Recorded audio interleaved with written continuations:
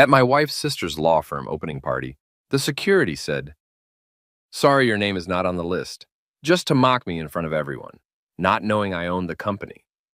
Look, I'm not saying my wife was hiding something, but when someone says, "You don't have to come," with that specific tone, the one that sounds like they're offering you a choice, but their eyes are screaming, "Please God, don't," you know something's up. It's like when your dentist says this won't hurt much. Spoiler alert, it's gonna hurt, and you're gonna pay for the privilege. Renee had been acting weird for about 3 weeks. Not your garden variety, "I'm secretly planning a surprise party" weird. Or even, "I bought expensive shoes and hid the receipt" weird. This was full-blown, "I've been inducted into a secret society and communicate exclusively in corporate buzzwords" weird. Suddenly, every conversation involved phrases like partnership track, billable hours, and my personal favorite, reputation equity. What even is that? Can you deposit it at a bank? Does it earn interest? Her sister Charlotte was opening some fancy law firm downtown. Apparently, it was this massive deal: invite only, exclusive networking opportunity, pivotal career moment. When I asked if I should bring a gift, Renee looked at me like I'd suggested showing up in a clown suit. "No," she said, voice tight. "Just don't embarrass me." Nothing says, "I love and support you," quite like preemptive damage control, am I right? My assistant Leo caught the tail end of this delightful marital exchange, and he's worked for me long enough to recognize the signs of impending disaster. He raised one eyebrow, which, by the way, is his version of a five-alarm fire warning. "Sir," he said carefully, "this sounds like a trap." I took a long sip of my coffee, the good stuff from that place that charges $7 for what's essentially bean water. "Exactly," I told him, "and I intend to walk right into it with my eyes wide open and my credit cards maxed out on spite." He nodded slowly. "Shall I prepare the usual emergency protocols?" "Leo, my friend, I think we're going to need something special for this one." The thing is, Charlotte had never liked me. From day one, she treated me like I was some kind of mall kiosk salesman who'd somehow hypnotized her sister into marriage. Never mind that Renee and I met at a charity gala where she spilled an entire glass of Merlot on my Armani suit, and I laughed instead of suing. Never mind that we bonded over our mutual hatred of pretentious wine descriptions. Notes of oak with hints of presumption is not a real thing, Karen. No, according to Charlotte, I was just some guy. Some unemployed, aimless, probably gold-digging guy who had the audacity to exist in her family's orbit. The irony was so thick you could spread it on toast. See, here's what Charlotte didn't know, what most people didn't know, because I'm not the type to wear my bank statements as a fashion accessory. I wasn't unemployed, I was retired. Big difference. One implies you're desperately refreshing indeed at 2 a.m. The other means you're day trading for fun and wondering if buying a yacht is too cliche. At 38, I'd made my money in tech and real estate. Nothing flashy, nothing that required me to be that guy at parties explaining blockchain to people who were just trying to eat their shrimp cocktail in peace. I kept a low profile, drove a nice but not obnoxious car, wore suits that cost more than most people's monthly rent but looked like they came from a department store. The art of being rich, I'd learned, was making sure nobody knew exactly how rich.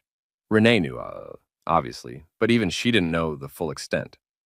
Some things you keep to yourself, like how many properties you actually own, or that you've been anonymously funding her favorite charity for 3 years, or that the lucky lottery ticket that paid for her mom's surgery was about as lucky as a rigged casino slot machine.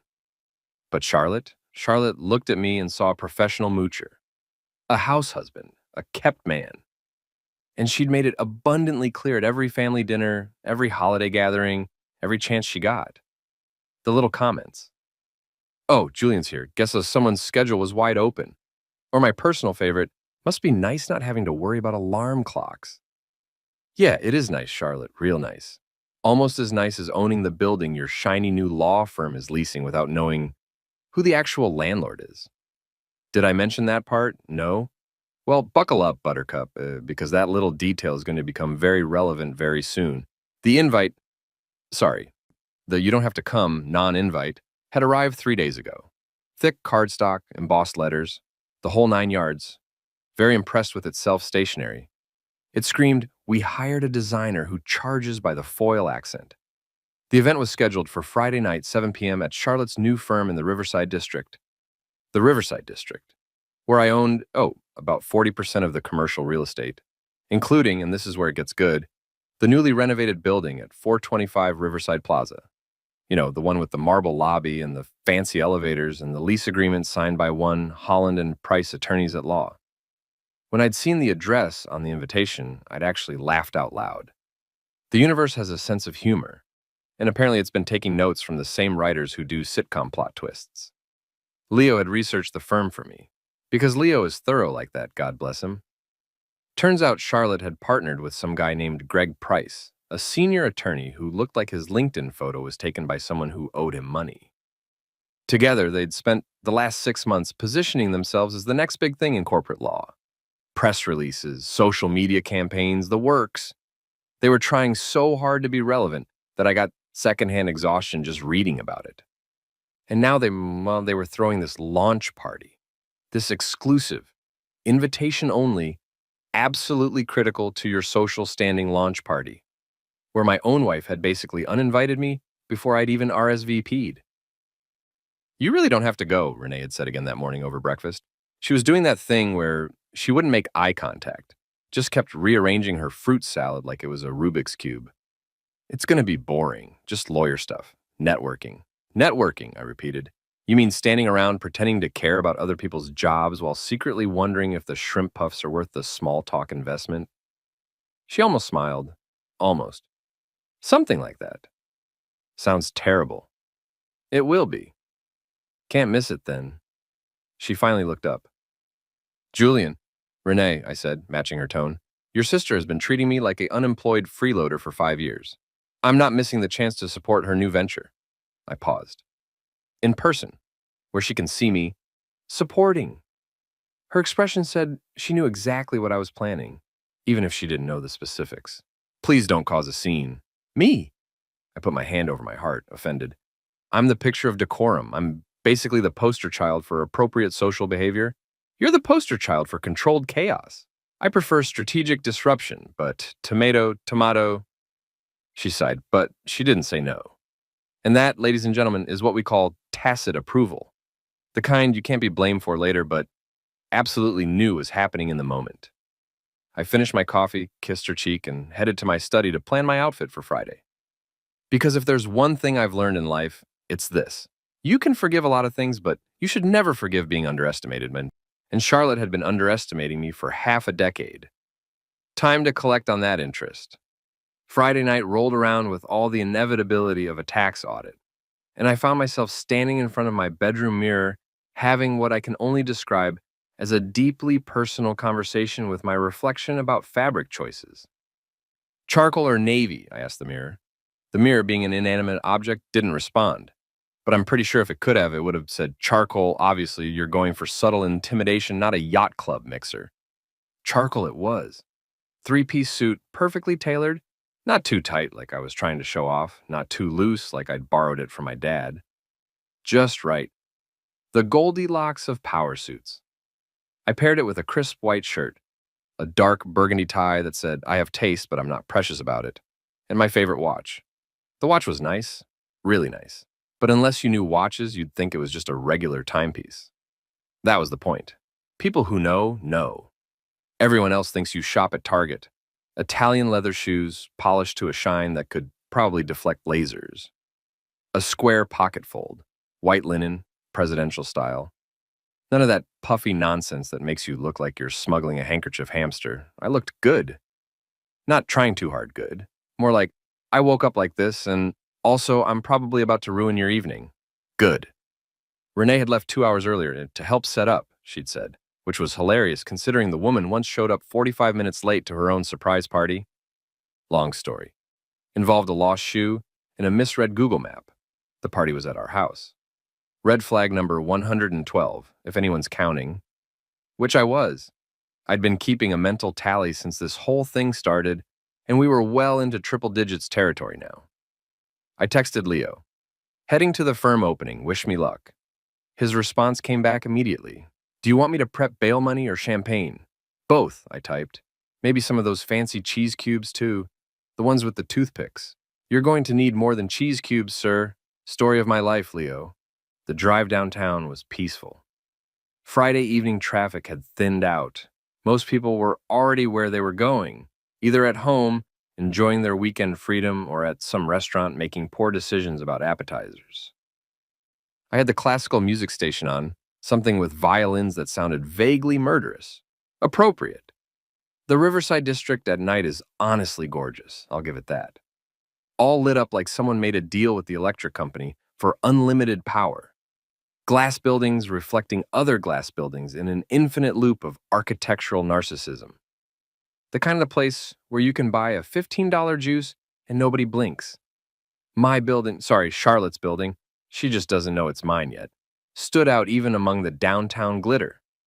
20 stories of steel and glass, recently renovated with my money, my architects, my vision. The lobby had this marble situation happening that cost more than most people's cars. The elevators were the kind that moved so smoothly you didn't realize you were moving until you were already on floor 12, wondering if you'd experienced time travel. I'd bought the building 3 years ago as part of a larger portfolio acquisition. Good bones, decent location, undervalued because the previous owner had the business acumen of a drunk squirrel. I'd fixed it up, modernized it, turned it into premium office space, and then I'd done what any reasonable property mogul does. I'd hired a management company to handle the day-to-day so nobody knew I owned it. Hayes Real Estate Group handled all my properties under an LLC structure so complex that even my accountant sometimes needed a flowchart and a prayer. The lease agreements went through the property manager. The maintenance requests, the rent payments, all of it, handled by people who probably didn't even know my name. Perfect deniability, perfect anonymity, and perfect irony when your sister-in-law signs a lease without realizing her supposedly unemployed brother-in-law is her landlord. I parked in the underground garage, owner's spot, naturally, though I'd told Victor to take the night off. Sometimes you need your driver, sometimes you need to make your own dramatic exit. This felt like an own dramatic exit kind of evening. The elevator ride up was accompanied by smooth jazz, which is apparently what rich people think other rich people want to hear while traveling vertically. I hummed along. Why not? I was in a good mood. The kind of good mood you get when you're about to witness karma doing its thing in real time. The doors opened on the 10th floor where Charlotte's firm occupied the entire level. I could hear music and laughter echoing down the hallway. The party was already in full swing. I straightened my tie, rolled my shoulders back, and channeled every ounce of casual confidence I'd learned from years of not giving a damn what people thought. Time to make an entrance. Or rather, time to get denied entry to my own building. Because here's the thing about cosmic justice. It likes to start with a little humiliation before delivering the punchline. Keeps things spicy. The universe, it turns out, is kind of a drama queen. But so am I, so let's do this. The hallway leading to Charlotte's firm looked like someone had confused professional law office with nightclub in Dubai. There were lights, so many lights. Gold accents everywhere, and a red carpet runner, because apparently we're at the Oscars now. And standing at the door like the world's least friendly bouncer was a security guard in a suit that fit him like a sausage casing. The guy was built like a refrigerator with a bad attitude. Buzz cut, earpiece, clipboard, the whole intimidating package. He looked at me the way airport security looks at someone who packed 3 bottles of suspicious liquid. Name, he grunted, not, may I have your name? Or, good evening, sir. Just name, like I was checking into prison. Julian Hayes, I said pleasantly because I was raised with manners, even if this guy apparently wasn't. He squinted at his clipboard, flipping through pages with all the dramatic flair of someone who'd watched too many movies about exclusive venues. His finger traced down the list once, twice. Then he looked up at me with this smirk that immediately activated my petty revenge protocols. Sorry, sir, he said, in a tone that suggested he was not, in fact, sorry at all. Not on the list. Behind me, I heard snickering. I glanced back and spotted a cluster of 20-somethings in suits that still had the tags on them, metaphorically speaking. Though with these kids, who knows? Interns, probably. Baby lawyers who thought Suits was a documentary and that talking fast makes you smart. One of them whispered, loudly, because young people haven't yet learned the acoustic properties of marble hallways, that's Renee's husband, You know, the unemployed one? Unemployed, there's that word again. It was really starting to lose its sting, honestly, like calling a lion a big cat. Technically accurate, but missing some crucial context. I turned to the whisperer and smiled. Unemployed is a generous way to describe early retirement, but I appreciate the optimism. The guard snorted, actually snorted, like he'd heard the funniest joke of his life. You'll need to step aside, sir. This event is for invited guests only. Right, I said, and I'm sure your list is accurate and definitely complete.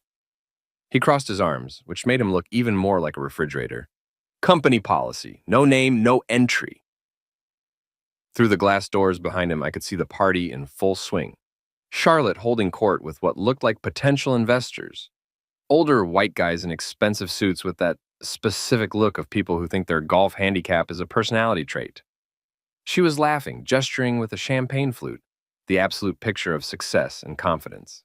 She glanced toward the entrance, made eye contact with me for exactly half a second, then leaned over and whispered something to the security guard. Oh, that's how it's going to be. The guard straightened up, his smirk growing wider. The message was crystal clear. I wasn't just not on the list. I was specifically, intentionally, personally not welcome. Charlotte turned away, dismissing me without a word. The interns were full-on giggling now. One of them was filming on their phone, probably already planning their TikTok caption. Rich ladies broke husband, denied entry to sister's party, hench, law talk, drama, and security fail. Here's the thing about moments like this. You have a choice. You can get angry, make a scene, prove everyone right about whatever assumptions they've made, or you can smile, nod, and remember that you literally hold all the cards and also the deed to the building they're standing in. I chose option 2. Well, I said to the security guard, maintaining my pleasant tone, I appreciate your dedication to protocol. Really, it's refreshing to see someone taking their job seriously. He blinked, not sure how to handle someone being polite in response to being humiliated. I straightened my jacket, gave the interns a little wave, which made them giggle harder. Poor kids didn't know they were laughing at their future career obstacle, and walked away from the main entrance. But here's what none of them knew. Every building has multiple entrances, and when you own the building, you know all of them.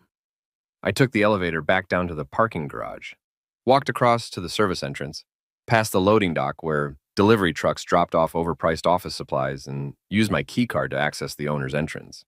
'Cause yes, I have a key card. Several, actually, in different colors.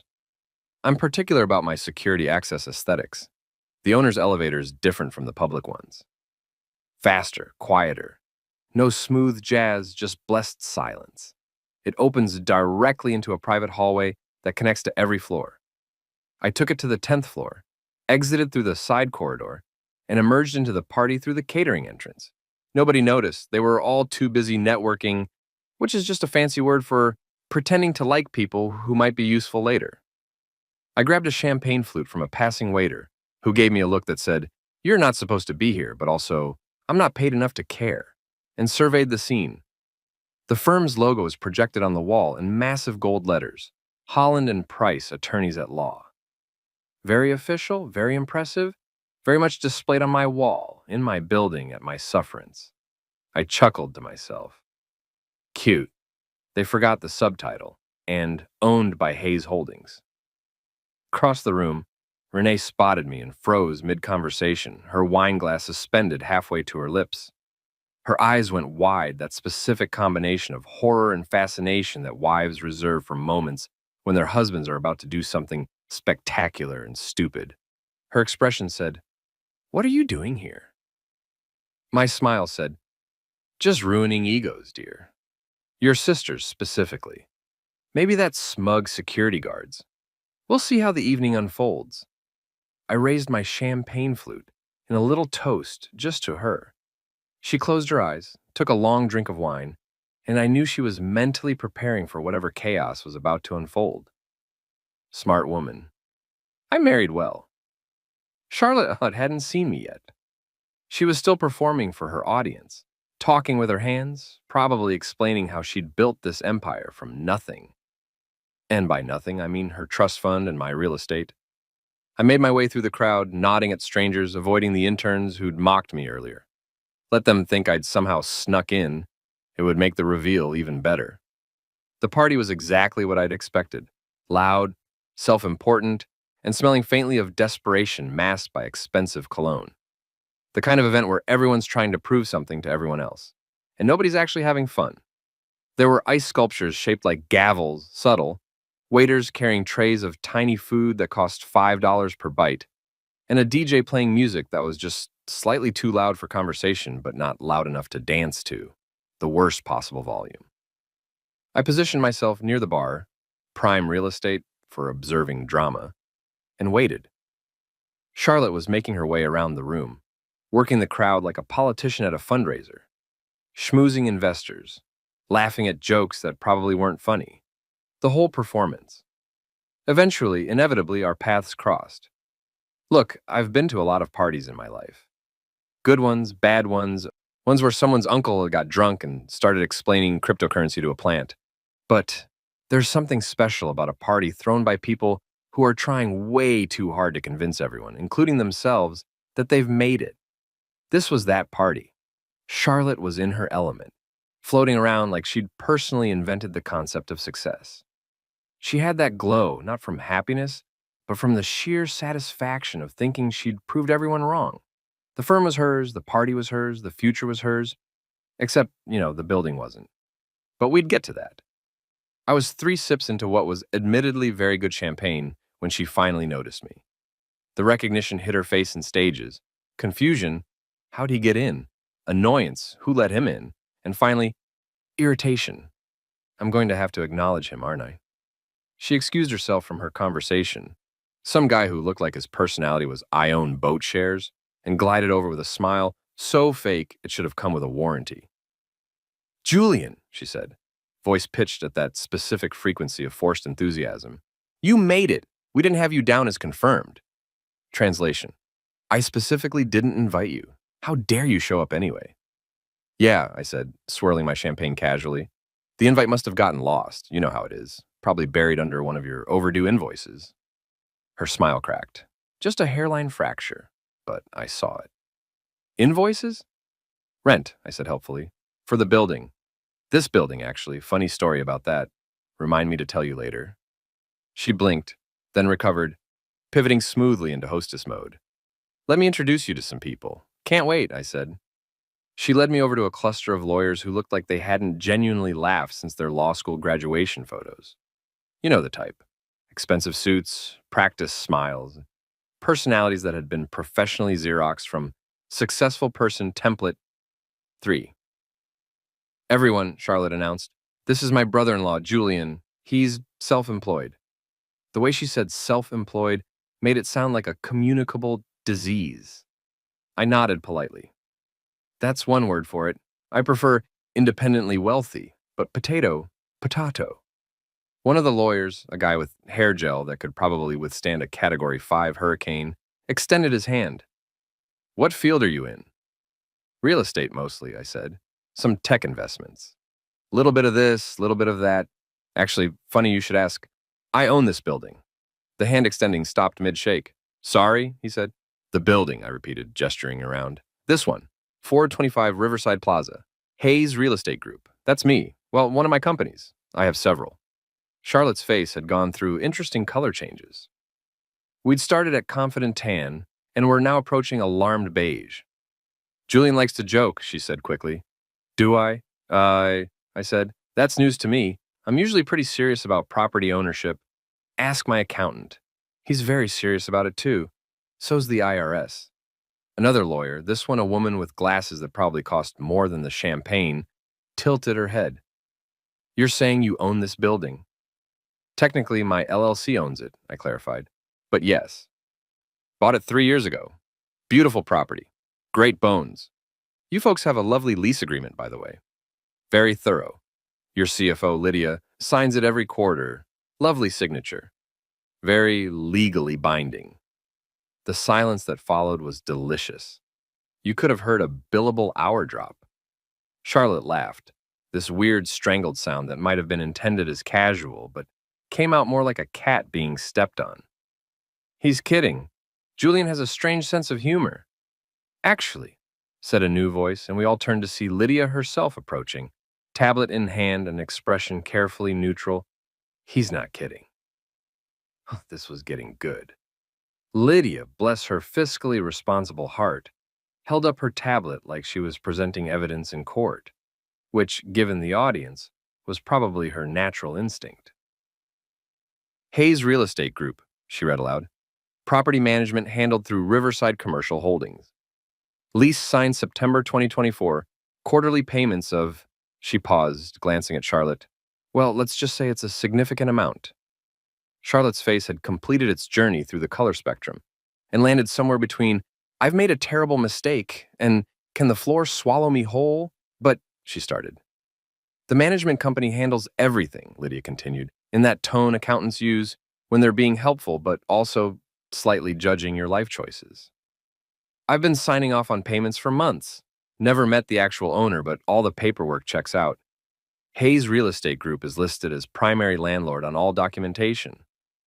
I took another sip of champagne. To be fair, I like to keep a low profile, makes things simpler, less awkward at family dinners.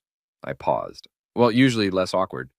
Greg Price, Charlotte's business partner and the human embodiment of a LinkedIn humble brag, had been standing there with his mouth slightly open, looking like his brain was buffering. Now he seemed to reboot. This is highly unusual, he said, which was lawyer speak for, I don't know what to say, but I need to say something. Is it? I asked. I thought owning commercial property and leasing it to businesses was pretty standard, unless they changed capitalism recently and nobody told me. Did they change it? I should really read the news more. One of the interns, who'd been filming earlier, had somehow migrated closer to our conversation. Phone still out. This was going to be all over social media within the hour. I could already see the caption, plot twist. The unemployed husband owns the building, #legal drama, landlord. Checked your lease? Charlotte pulled herself together. I had to admire the effort, honestly. Years of courtroom training don't just disappear because your smug assumptions just got demolished. Well, she said, voice tight, this is certainly unexpected information. Unexpected, I said. The lease has been active for 8 months. That's like, what, 2 full quarters of rent? Pretty sure expectations were set around payment number 1. I mean, unexpected that nobody mentioned. She was floundering. Charlotte never floundered. This was like watching a shark try to understand why the water suddenly disappeared. That nobody mentioned I own commercial real estate? I finished helpfully. Yeah, I don't usually lead with that at family barbecues. Tends to make people weird about asking for seconds. Renee had materialized at my elbow, wine glass clutched like a life preserver. Julian, she said quietly, can we talk? Currently talking to your sister, I said, about business. Specifically, the business of paying rent to exist in this lovely space. Did you see the lobby renovation? Marble from Italy.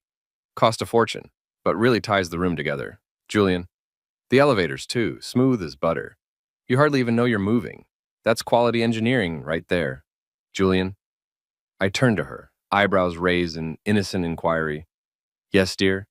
Her expression was doing that thing where she was trying to be mad, but also fighting a smile, which is pretty much the story of our marriage. You're enjoying this. Enjoying what? Discussing property management with legal professionals? I find it fascinating. Did you know that commercial leases typically include clauses about event accessibility? Really interesting stuff. Charlotte's eyes narrowed.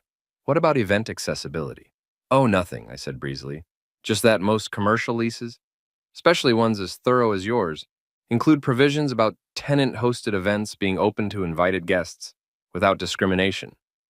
It's a liability thing, insurance, fire codes, that sort of boring logistics stuff. The security guard who denied me entry earlier had apparently gotten word that something was happening and had pushed his way through the crowd. He looked confused, like a video game NPC who'd wandered into the wrong cutscene. This is the gentleman who wasn't on the list, he told Charlotte, pointing at me like I was a suspect in a lineup.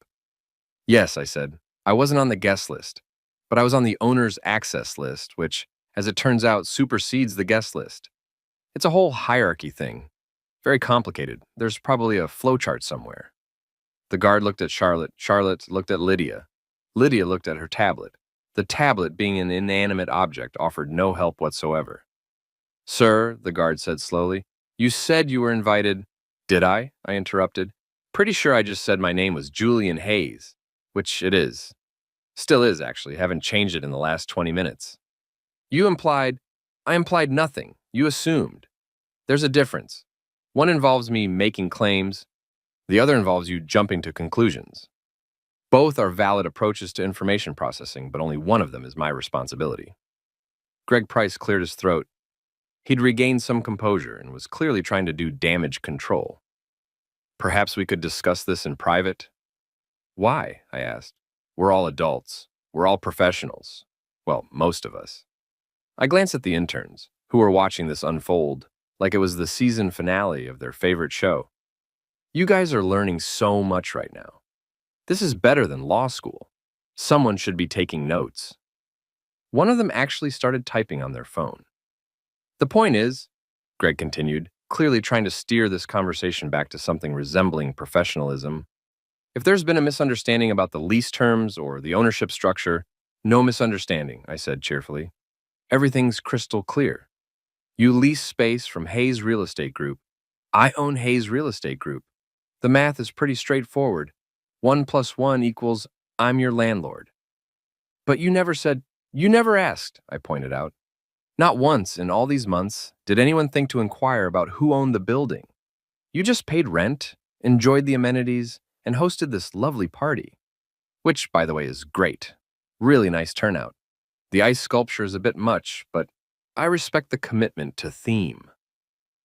Charlotte found her voice again, though it came out slightly strangled. Why didn't you tell us? Tell you what, that I own commercial property? Should I announce that at Thanksgiving dinner? Pass the potatoes. Also, I'm your landlord? Seems awkward.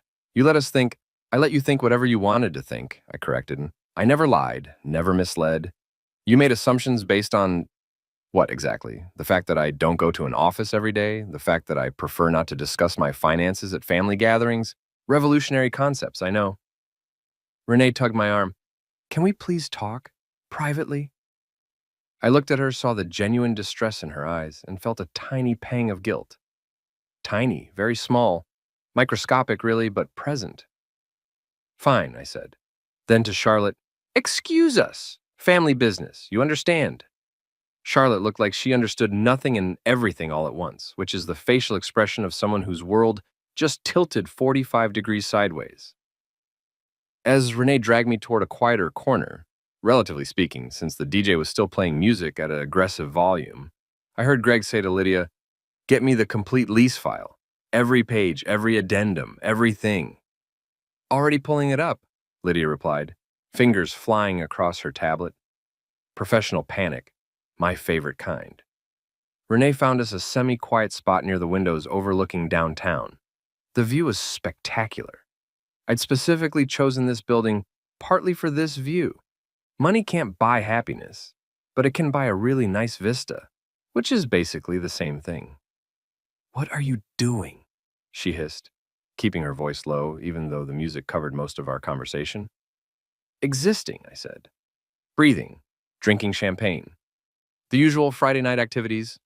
You know what I mean. Do I? Julian. She used my full name, which meant business. You're embarrassing my sister. Am I, or is she embarrassed because she spent 5 years treating me like a deadbeat and just found out I own the ground she's standing on?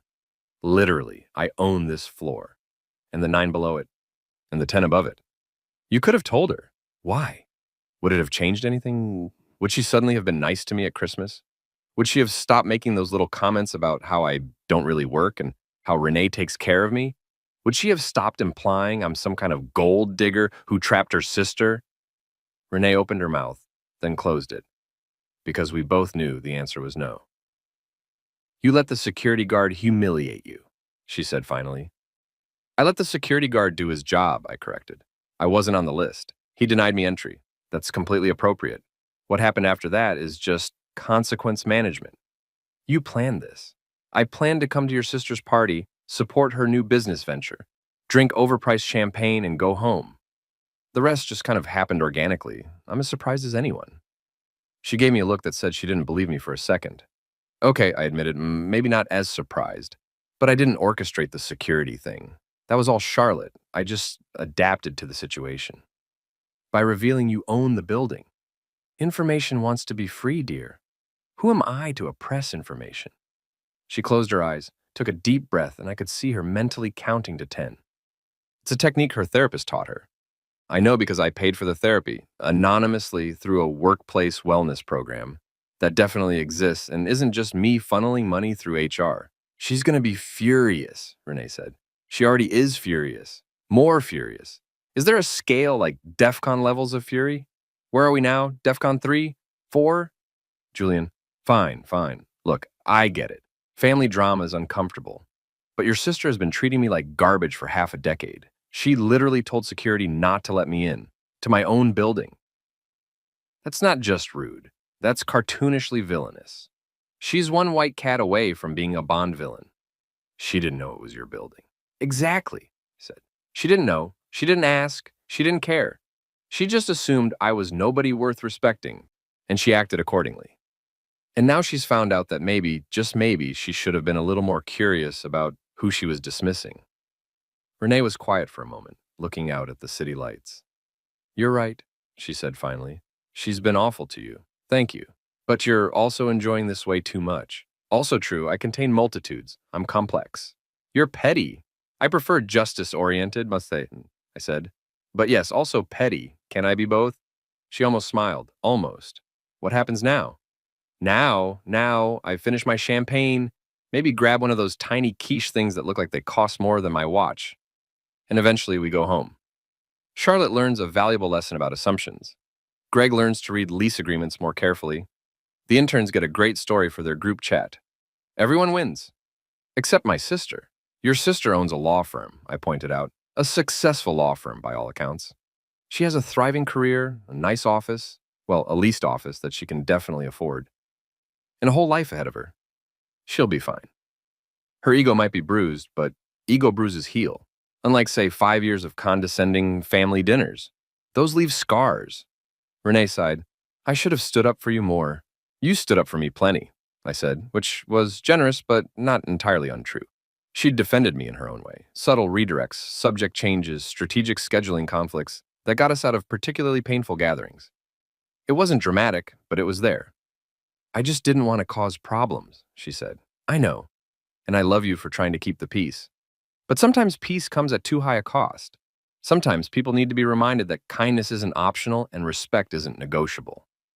She looked at me, really looked at me, and I saw the moment she decided to stop fighting this. You're going to milk this for all it's worth, aren't you? Like a dairy farmer with a quota to meet, I confirmed. God help us all. God helps those who help themselves, I said. And those who own commercial real estate. It's in the Bible, probably. I didn't check. We rejoined the party just as Charlotte was clinking her glass for a toast. Perfect timing. I do love a good dramatic moment. The crowd quieted down, turning toward where Charlotte stood on a small raised platform near the logo wall. She looked composed now, back in control, or at least performing control, which in her line of work was basically the same thing. Greg stood beside her, supportive business partner expression firmly in place. Thank you all so much for coming, Charlotte began, and I had to hand it to her. Her voice barely shook. Tonight marks the beginning of something truly special. Holland and Price isn't just a law firm. It's a commitment to excellence, to integrity, to... She paused, eyes scanning the crowd, landing on me for just a second. To success built on hard work and dedication, she continued. We've worked tirelessly to get here, to create something meaningful, something lasting. And we couldn't have done it without the support of our colleagues, our clients, and... Another pause, this one longer, and everyone who believed in us from the beginning. It was a good speech. Practiced, professional, exactly what you'd expect from someone giving a toast at their own party. Then she raised her glass higher. So let's raise a toast, she said, to success, to hard work, and to the people who support us from the sidelines. Her eyes locked directly on me for that last part. The implication was clear. I was a sideline person, a spectator, someone who watched from the margins while real people did real work. People chuckled. Even Renee looked uncomfortable. And that, ladies and gentlemen, is what we call a tactical error. I raised my own glass, smiling pleasantly. And to those who forget that even sidelines have owners. The room paused. The DJ's music seemed to get quieter, though that might have been my imagination. The waiters stopped mid-step. Someone's champagne glass froze halfway to their lips. Charlotte blinked. Excuse me? The sidelines, I repeated clearly. The space where people stand, that's still property, still owned by someone. Just wanted to add that addendum to your lovely toast. I took a sip of champagne, maintaining eye contact. You're welcome, by the way, I added. Rent's due Monday, but I'm feeling generous tonight. Excellent party, really top-notch. So, let's call the first month a celebratory discount. Consider it a housewarming gift. Or office warming. Building warming, whatever we're calling this. The silence was so complete, you could hear the ice sculpture starting to melt. Someone gasped. I think it was one of the interns, but it might have been an investor. Hard to tell. Another voice whispered, "Wait, did he just say rent?" And another, "He actually owns the building?" Lydia, still clutching her tablet like a security blanket, nodded confirmation. "He owns the building!" Charlotte's glass slipped from her hand. In slow motion, because of course the universe would make this cinematic, it tumbled through the air, champagne arcing in a golden spray, and shattered on the marble floor. The crash echoed through the suddenly silent room. Perfect punctuation. I couldn't have planned it better if I'd tried. Here's what they don't tell you about moments of social nuclear detonation. They're followed by this weird, suspended silence where everyone's brain is trying to catch up with what just happened. It's like the pause between lightning and thunder, except instead of thunder, it's a room full of lawyers processing an ego implosion. Charlotte stood there, broken glass at her feet, champagne staining the hem of her dress, looking like someone had just told her the bar exam results were a clerical error and she'd actually failed. Greg Price had gone pale, and I mean pale, like someone had drained his blood and replaced it with corporate anxiety. The investors looked confused. The interns looked delighted. The waiters looked like they were calculating whether this drama would result in better tips. And I stood there, champagne glass raised, the picture of casual innocence. Sorry, I said into the silence. Did I interrupt? Please continue with the toast. I was enjoying it. Very inspiring. Really speaks to the importance of reading contracts thoroughly. Someone laughed, a short, nervous bark of sound that got cut off immediately, probably by an elbow to the ribs. Charlotte found her voice, though it came out slightly higher than normal. You're joking. This is some kind of joke. Am I? I asked Lydia. Is Hayes Real Estate Group a joke? No, sir, Lydia said very seriously. It's a registered LLC with extensive commercial holdings throughout the Riverside District. And we lease from them? You lease from them, yes. Floor 10, 20-year lease with option to extend, signed September 2024. 20-year lease, I said. Wow, that's commitment. I respect that. Shows confidence in the location. Good choice, really. This building has great bones. I should know. I paid for the renovation. Greg stepped forward, clearly trying to salvage something from this disaster. Mr. Hayes, perhaps we could discuss this privately, in our office? Your office? I repeated. You mean my floor that you're leasing for your office? Yeah, that. Could we? Sure, I said agreeably. Though technically, as the property owner, I could have this conversation anywhere in the building. Elevators, stairwells, that weird storage closet on floor 6 that nobody uses. I own all of it. I wasn't helping. I knew I wasn't helping. But sometimes, when the universe hands you a moment, you have to honor that moment by being absolutely insufferable. Charlotte had recovered enough to bend down and start picking up pieces of broken glass, which was probably muscle memory from years of cleaning up messes in court. Metaphorical messes, usually, but glass works too. A waiter rushed over with a towel and a dustpan. Please, ma'am, let me... I've got it, Charlotte snapped, then immediately softened her tone. Sorry, thank you. Yes, please. She stood up, hands empty now, and looked at me with an expression I'd never seen before. Complete and total uncertainty. Charlotte was never uncertain. Charlotte was confident, aggressive, sure of herself, to the point of arrogance. But right now, She looked like someone who'd just realized they'd been playing chess while everyone else was playing checkers. And also the board was owned by their opponent. You knew, she said quietly, this whole time. You knew we were leasing from you. I knew I owned the building, I corrected. I didn't know you'd leased space until I saw the invite. That was a fun surprise. Like a little gift from the universe.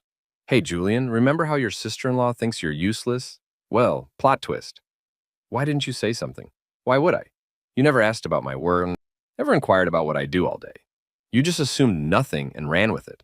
I'm not responsible for correcting assumptions you never bothered to verify. Greg cleared his throat again. He was going to develop a chronic throat condition at this rate. Perhaps we got off on the wrong foot. Did we get off on any foot? I interrupted. Pretty sure we've never actually had a conversation. I'm Julian, by the way. Since we're business associates now, figured I should introduce myself properly. I extended my hand. Greg stared at it like it might bite him. After an awkward pause that lasted approximately 7 years, he shook it. Greg Price, he said stiffly. Pleasure, I said. Love what you've done with the place. The logo wall is particularly nice, very professional. The font choice really says, we bill by the hour and we're not sorry about it. Someone snorted. The interns were losing their composure. One was definitely still filming. Charlotte looked at them, then at her broken glass, then at me. Excuse me. She fled toward the bathroom, or the office, or possibly just away from this conversation. Hard to blame her. Greg watched her go, then turned to me with a strained smile. Mr. Hayes, I hope this won't affect our lease agreement. Why would it? I asked. Business is business. You pay rent, you get space. Simple transaction. As long as checks clear and nobody denies me entry to my own property, we'll get along fine. He winced. About that. Water under the bridge, I said magnanimously. Well, champagne under the bridge now, technically. But let's not dwell. Tonight's a celebration. Your firm is officially open. You've got clients, you've got investors, you've got a 20-year lease you're locked into. Everything's great. Right, he said weakly. Great. Though you might want to review that lease, I added casually. Just a thought. Section 12 covers event hosting protocols. Particularly interesting reading, if you're into that sort of thing. His expression suggested he would be very into that sort of thing. Very soon, probably with multiple lawyers and several pots of coffee. Renee reappeared at my elbow. We should go. Really? But I was just starting to enjoy myself. Julian. Fine. Don't want to overstay my welcome. Though technically, I can't overstay my welcome in my own building. That's not how property rights work. She grabbed my arm and started steering me toward the exit. Leaving so soon? Called one of the investors, an older gentleman who seemed more amused than horrified by the whole situation. Early morning tomorrow, I lied cheerfully.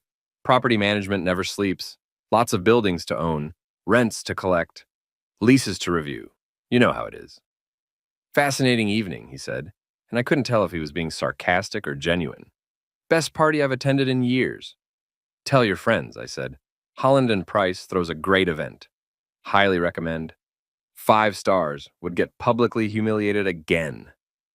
Renee's grip on my arm tightened. We made it to the elevator, the public one, since I figured we'd caused enough chaos for one evening.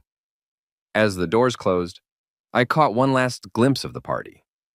Greg talking rapidly into his phone, Lydia pulling up documents on her tablet, the interns absolutely losing it in the corner, and Charlotte emerging from wherever she'd disappeared to, looking determined and slightly murderous. The elevator descended in smooth, expensive silence. That was, Renee started. Satisfying, I offered. I was going to say, a disaster. Can it be both? She laughed despite herself, a short, helpless sound. You're terrible. I'm petty, I corrected. There's a difference. Terrible implies random chaos. Petty is targeted, purposeful chaos.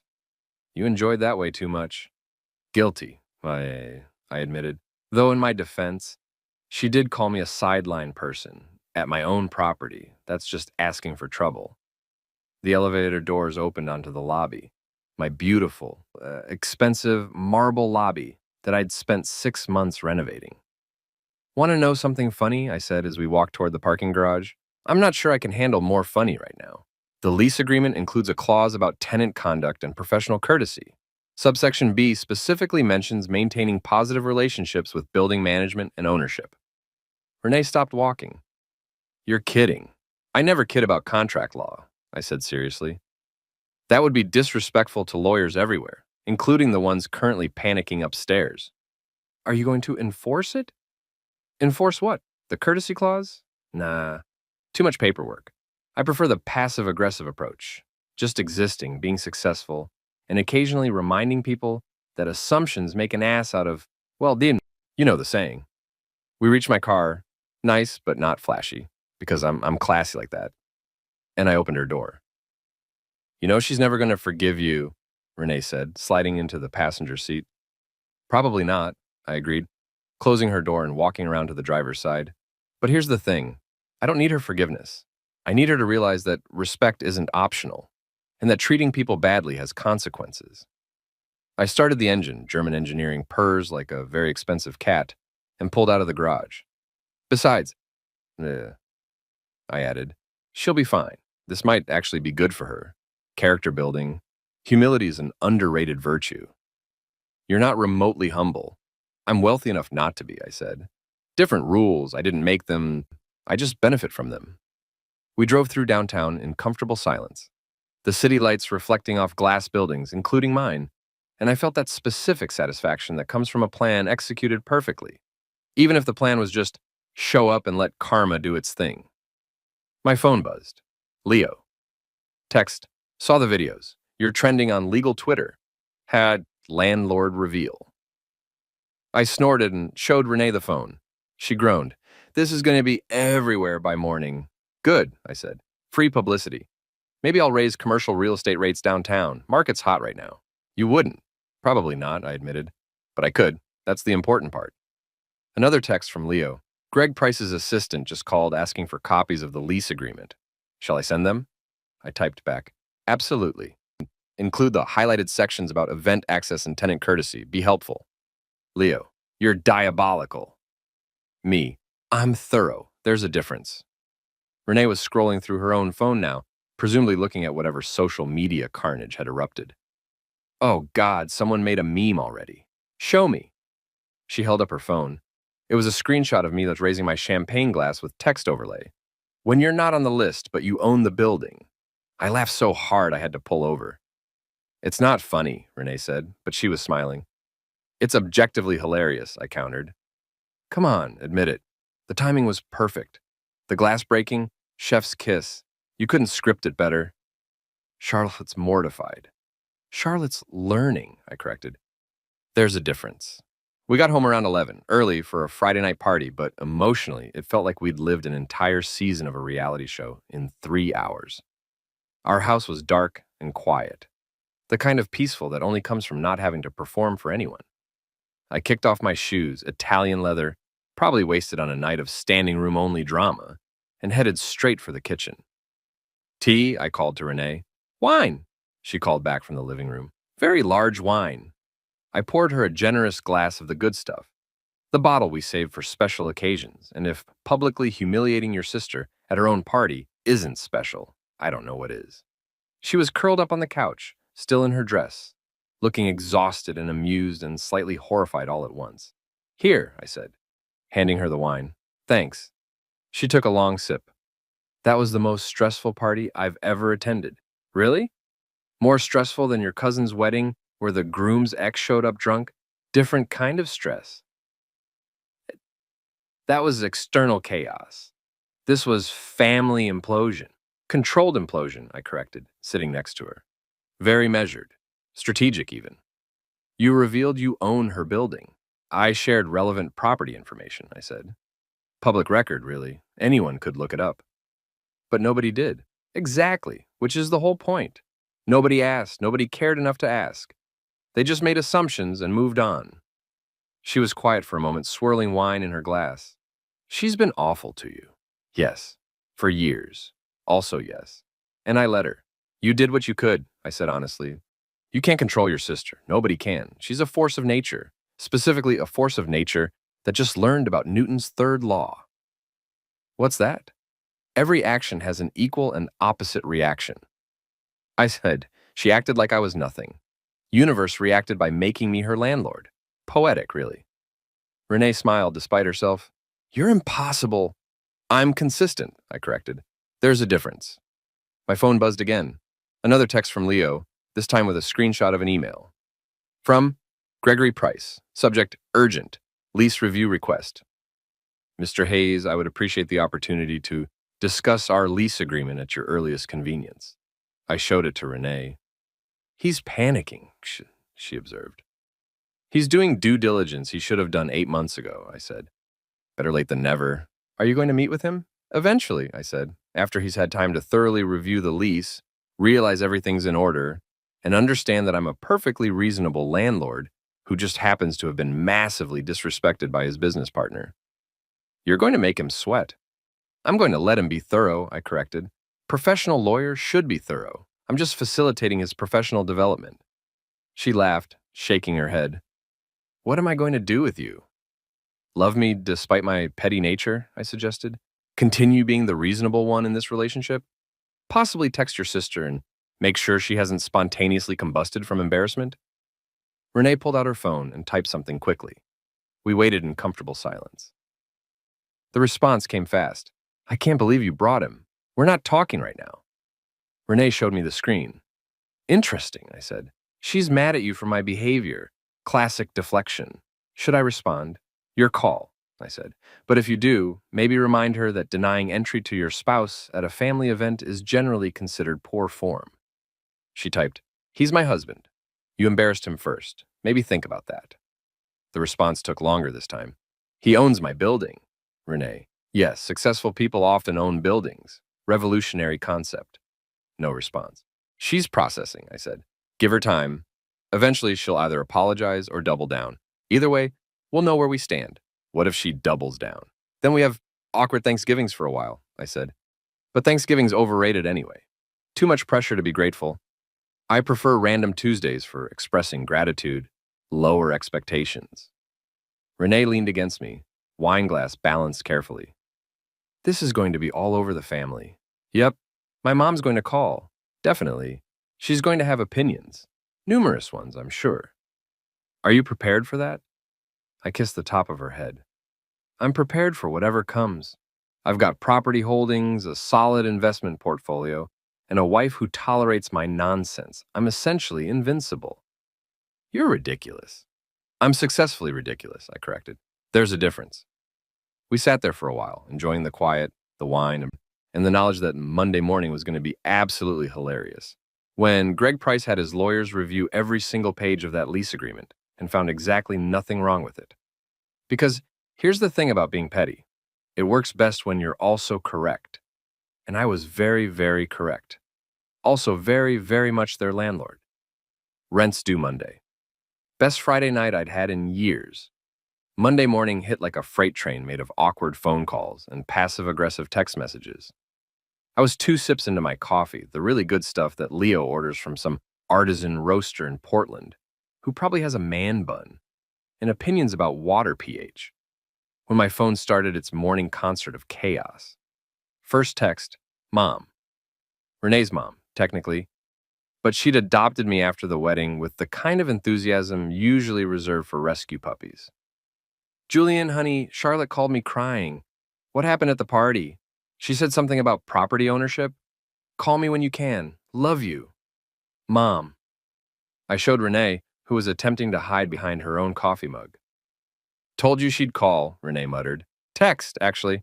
She's evolving. Soon she'll discover TikTok and we'll really be in trouble. Second text. My actual mother, who lives in Florida and usually only contacts me when she needs help with her iPad or wants to brag about her pickleball league. Your cousin sent me a video of you at some party. You own buildings now? Since when?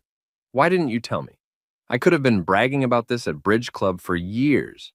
Call your mother. Mom, your real one. I snorted. My mom's upset she couldn't use my success for social capital. That's very on brand for her, Renee observed. Third text.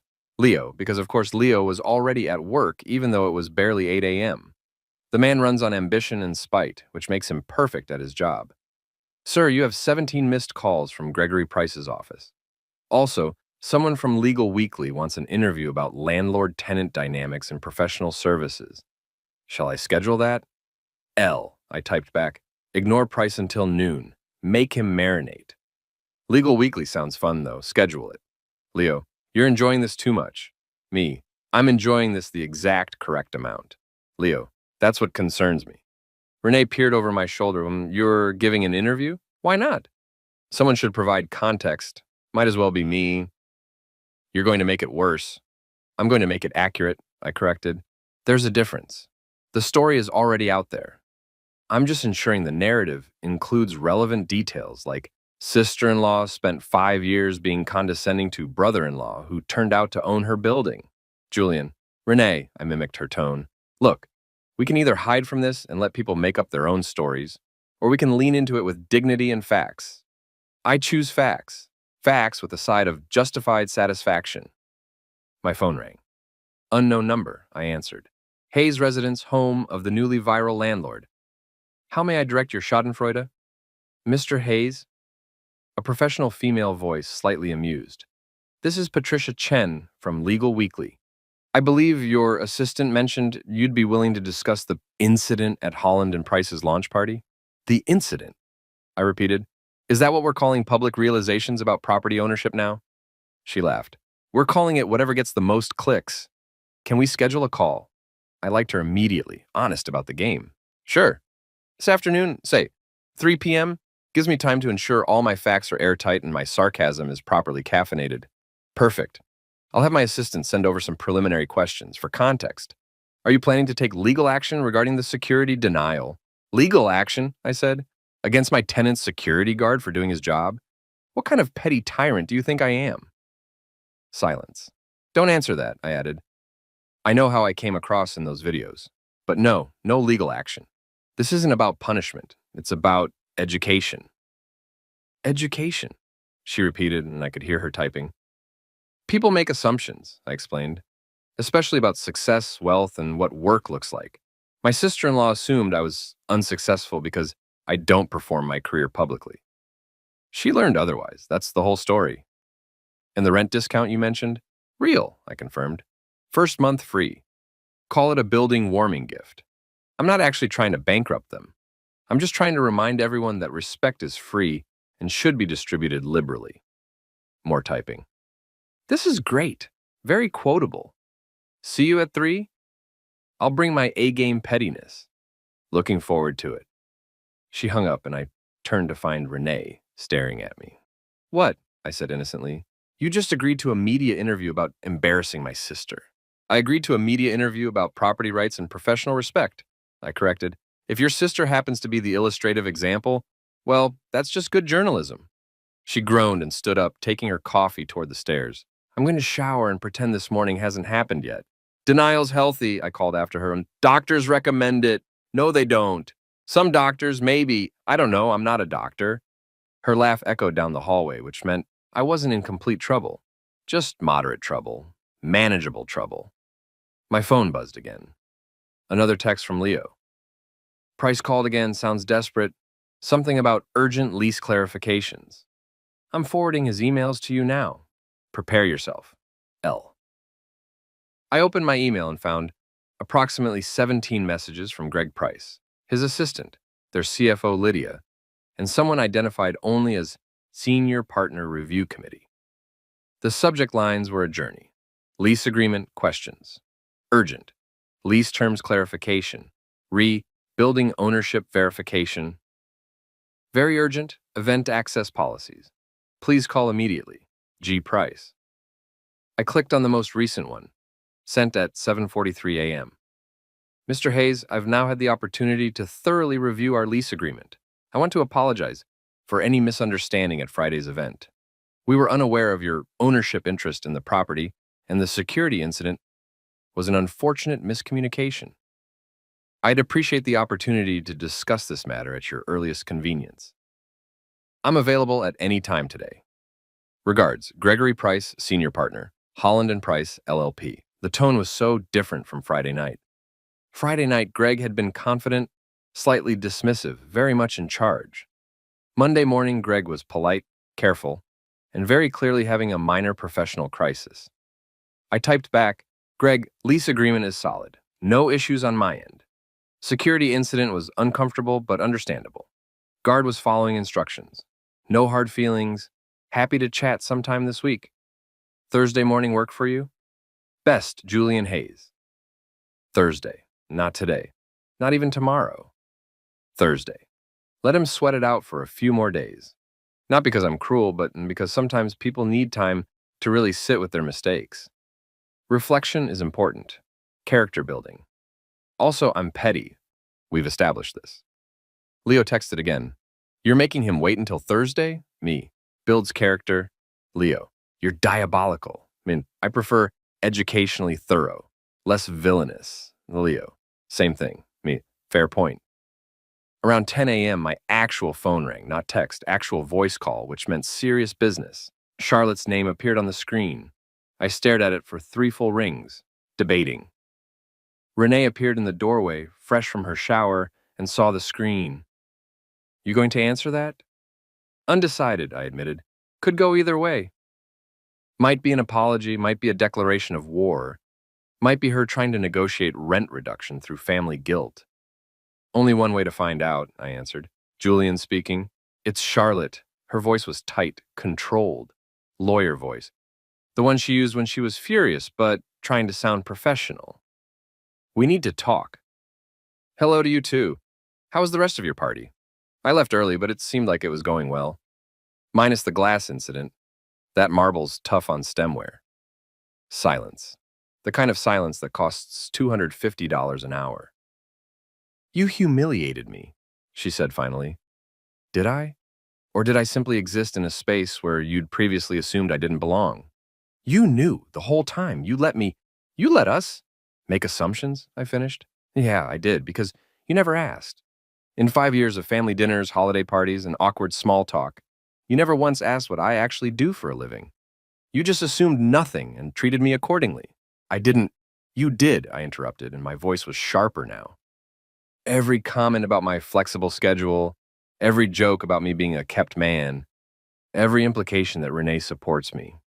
You've spent half a decade making me feel small, Charlotte. And the truly wild part? I'm not even mad about it. I'm just tired. More silence. I'm successful, I continued. Objectively, measurably successful. I've built businesses, invested well, made smart choices, and I've done it quietly because I don't need external validation. But you never bothered to look past your assumptions. You saw a guy who didn't go to an office and decided that meant failure. I didn't mean intent doesn't erase impact, I said, borrowing a phrase from Renee's therapy sessions. You meant to be funny. You meant to be teasing. But it landed as dismissive and cruel. And now you're upset because the power dynamic shifted and you don't like being on the receiving end. You could have told me. Why would I asked genuinely. So you could be nice to me because I'm wealthy? That's not how family should work.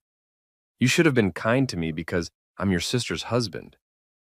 Because I make her happy. Because basic human decency isn't conditional on net worth. I heard her breathe.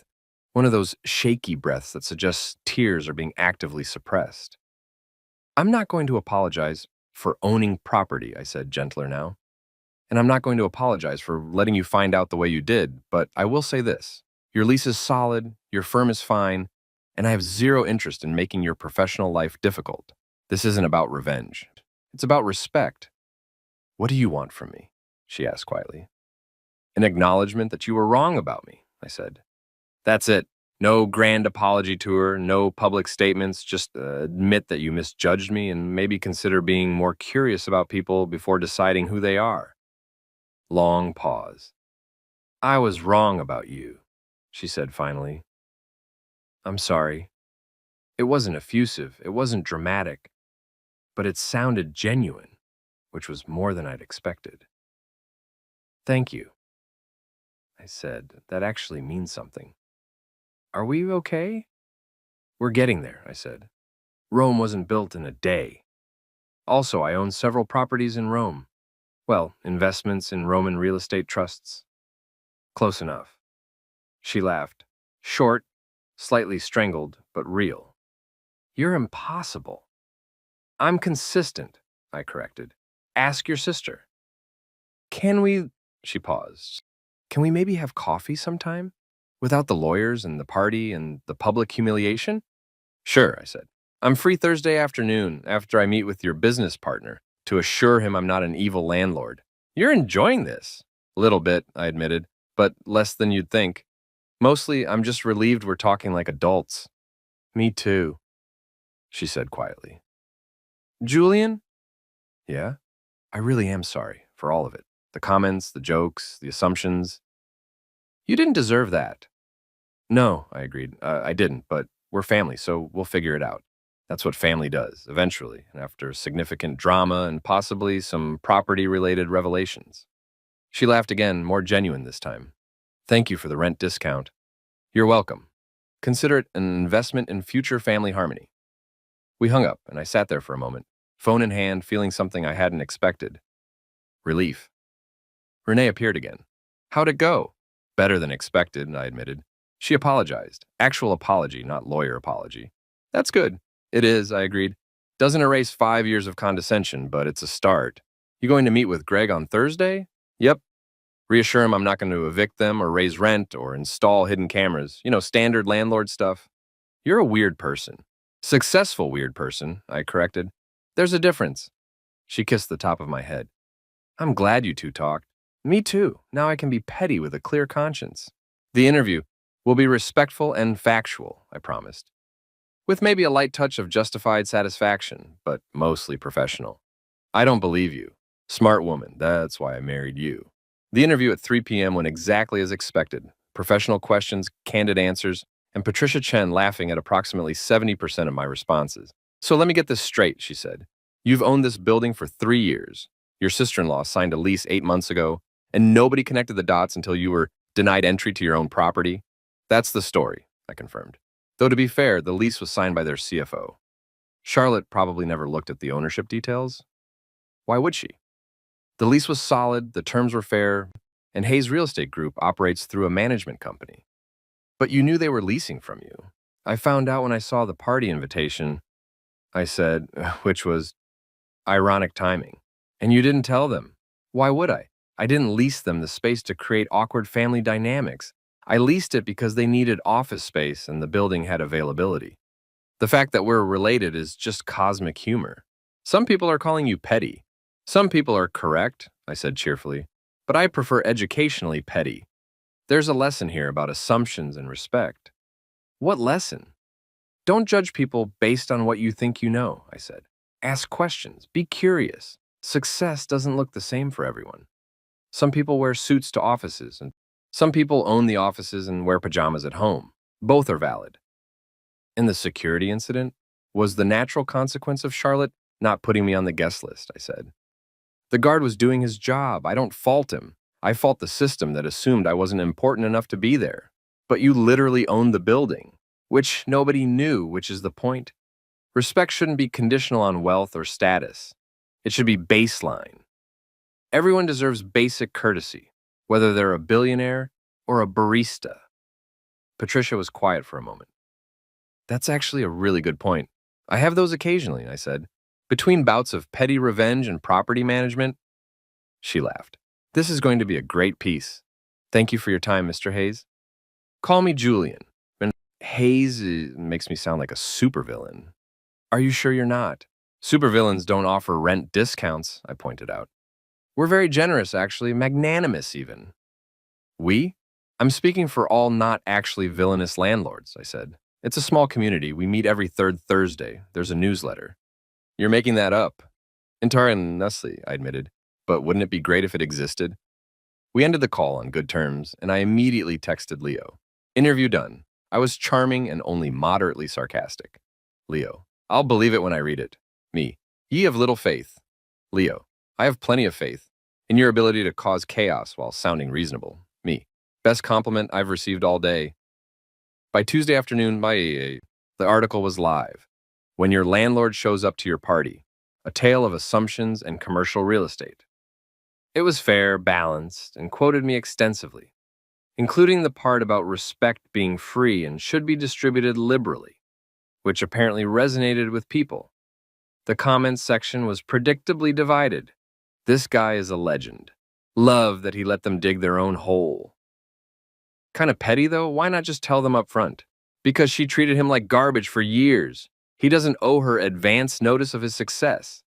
Landlords are parasites, but this one is at least funny about it.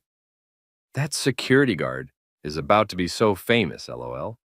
I showed the article to Renee, who read it with increasing amusement. You came across well, she admitted. Petty, but justified petty. My brand, I said proudly. Charlotte texted me, she added, and said the article was fair and she deserved it. Character growth, I observed. Love to see it. She also said Greg is having a breakdown. He'll be fine, I said. We're meeting Thursday. I'll reassure him that I'm a perfectly normal landlord who occasionally gets denied entry to his own buildings but doesn't hold grudges. You're definitely holding a grudge. Small one, I admitted. Tiny, microscopic, barely noticeable. You're impossible. I'm consistent. There's a difference, I know, she finished. You've said that about 40 times this week. Consistency and branding, I said. It's important.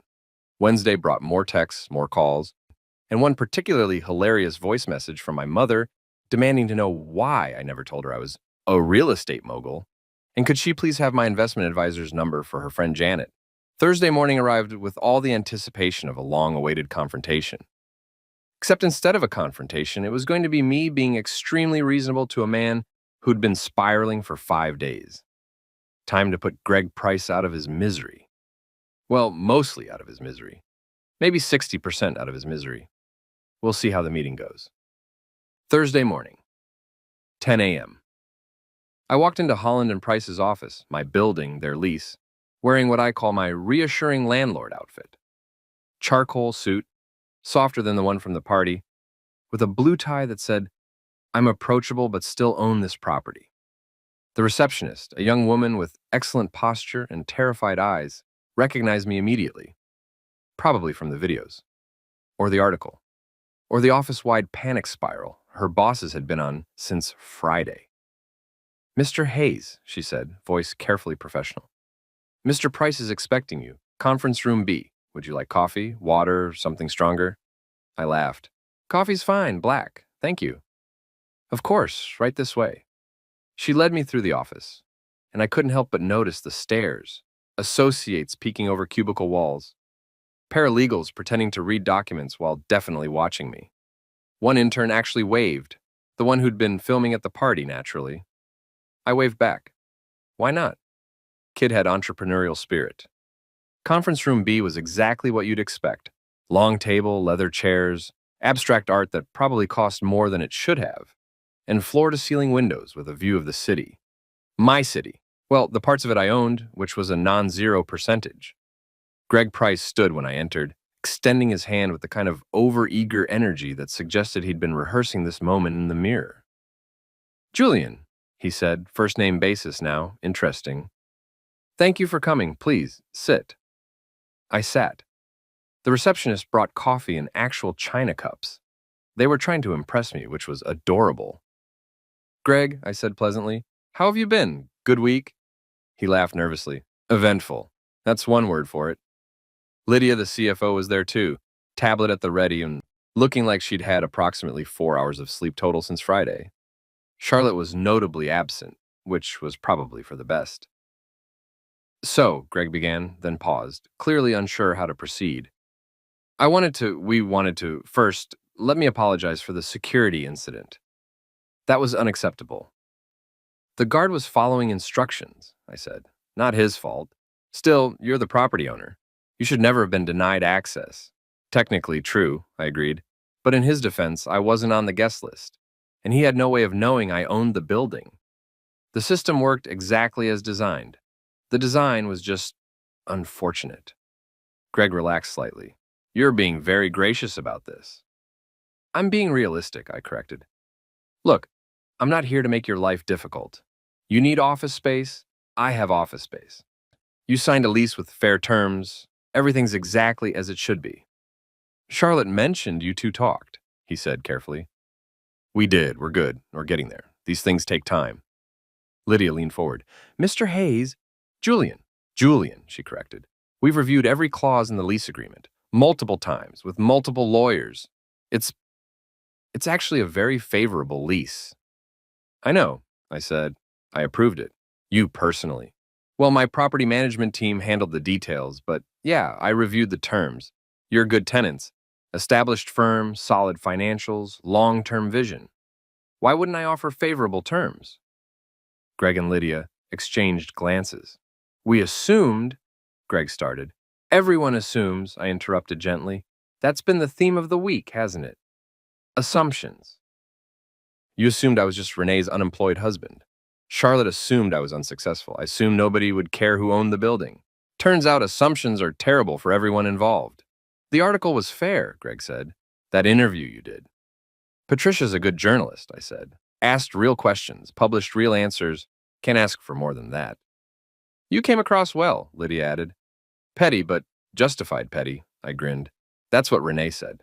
Apparently that's my brand now. Could be worse, Greg said, and I detected actual humor in his voice. Maybe he was going to survive this after all. Look, I said, setting my coffee down and leaning forward. Here's the thing. I don't care about Friday night. Well, I care a little. Bruised ego, public humiliation, the usual, but not enough to make this a thing. You're my tenants. You pay rent on time, you maintain the space well. You're exactly the kind of tenants property owners want. Even after, I confirmed. Business is business, personal is personal. Yes, they overlapped awkwardly last week, but that's life. Awkward overlaps happen.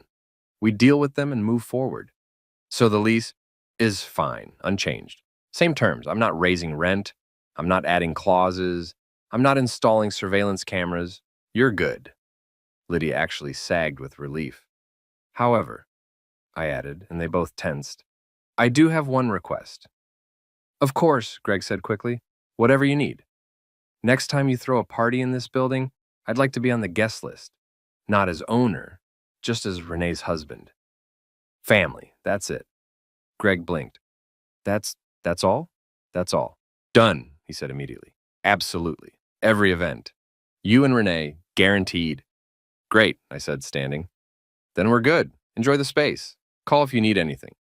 Property management handles most issues, but you've got my number now if anything urgent comes up. They stood too, looking slightly dazed, like they'd prepared for a 3-hour negotiation and got a 10-minute conversation instead. Julian, Lydia said, can I ask you something? Sure. Why didn't you tell Charlotte? Before Friday, I mean. You knew she'd leased from you. I thought about that. Honestly, because I wanted to see if it mattered. If she'd treat me differently once she knew. And the answer was yes, she would have.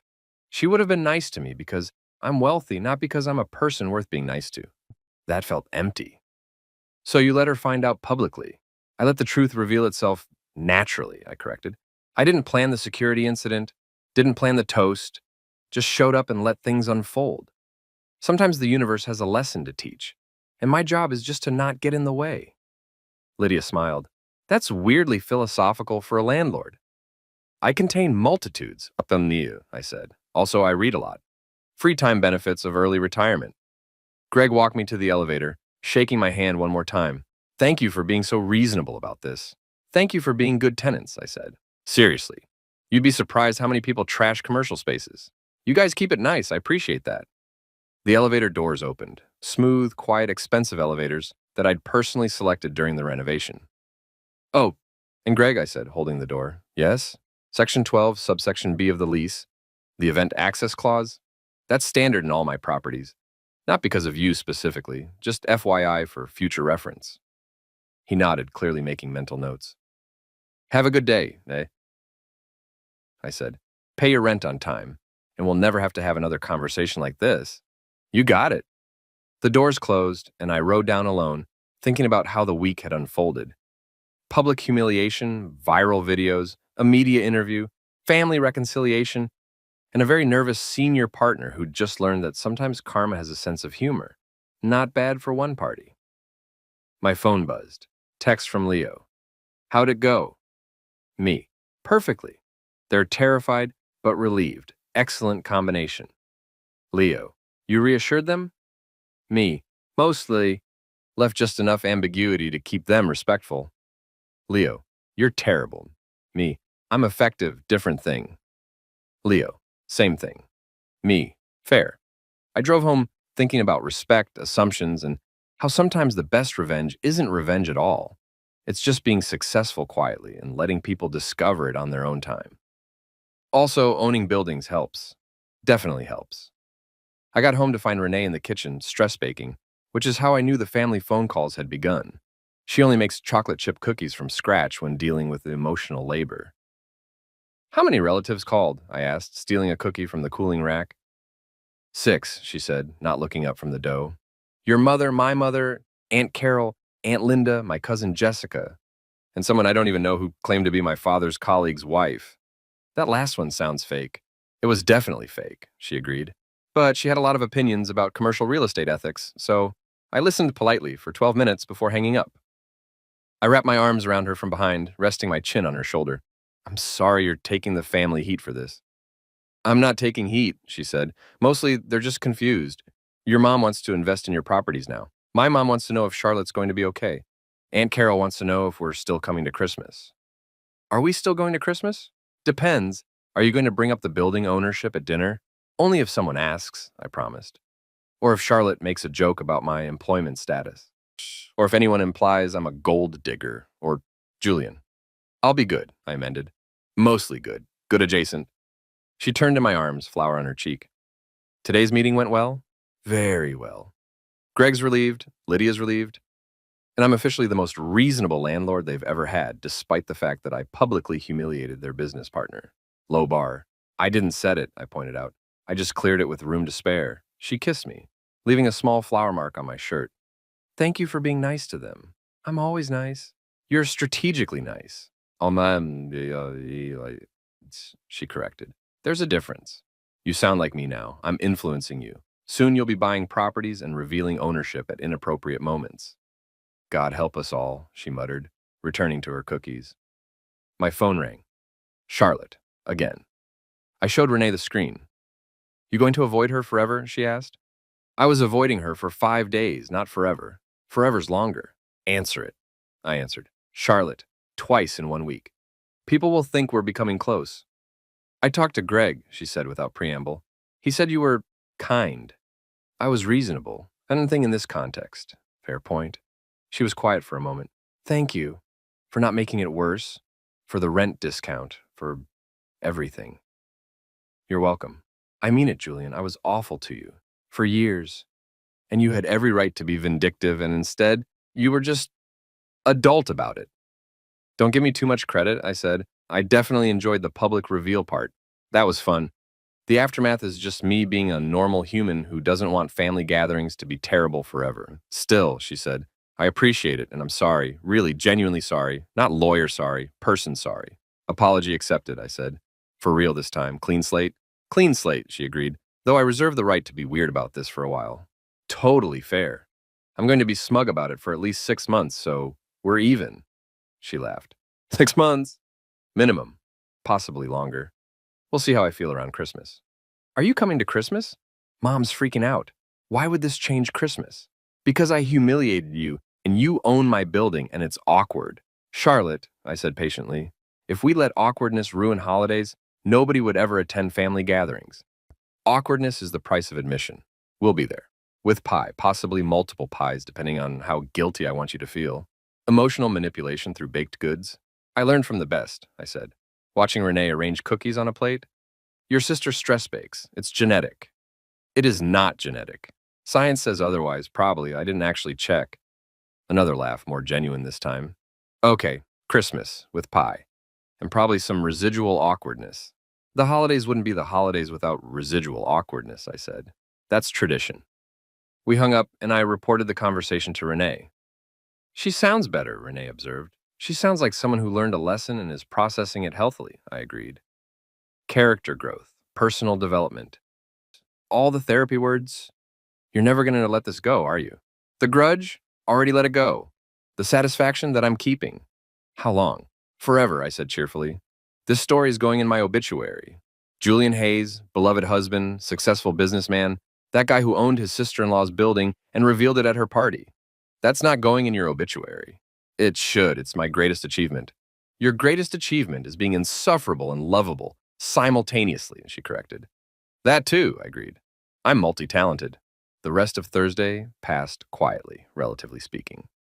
A few more texts from relatives, one confused call from my accountant asking if the media attention would affect our tax strategy. It wouldn't. And a voicemail from Leo that just said, "You're trending on LinkedIn now. Congratulations, you're a business influencer." I texted back, "Do I have to start posting motivational quotes about hustling?" Leo, "Please don't." Me, "Too late. Already designing my personal brand. It's going to involve a lot of sunrise photos and vague statements about success." Leo, "I'll start looking for new employment." Me, "You love me." Leo, "That's not a denial." Friday morning brought the article's follow-up. Landlord-tenant relations and the importance of professional respect. A conversation with Julian Hayes. Patricia had done a great job, balanced, thoughtful, and it included quotes from Charlotte, surprisingly gracious, and Greg, very professional, about moving forward productively. The money quote from Charlotte, "I made assumptions about my brother-in-law based on limited information and my own biases." That was wrong. This experience has been humbling and educational. I'm grateful for the opportunity to learn from it.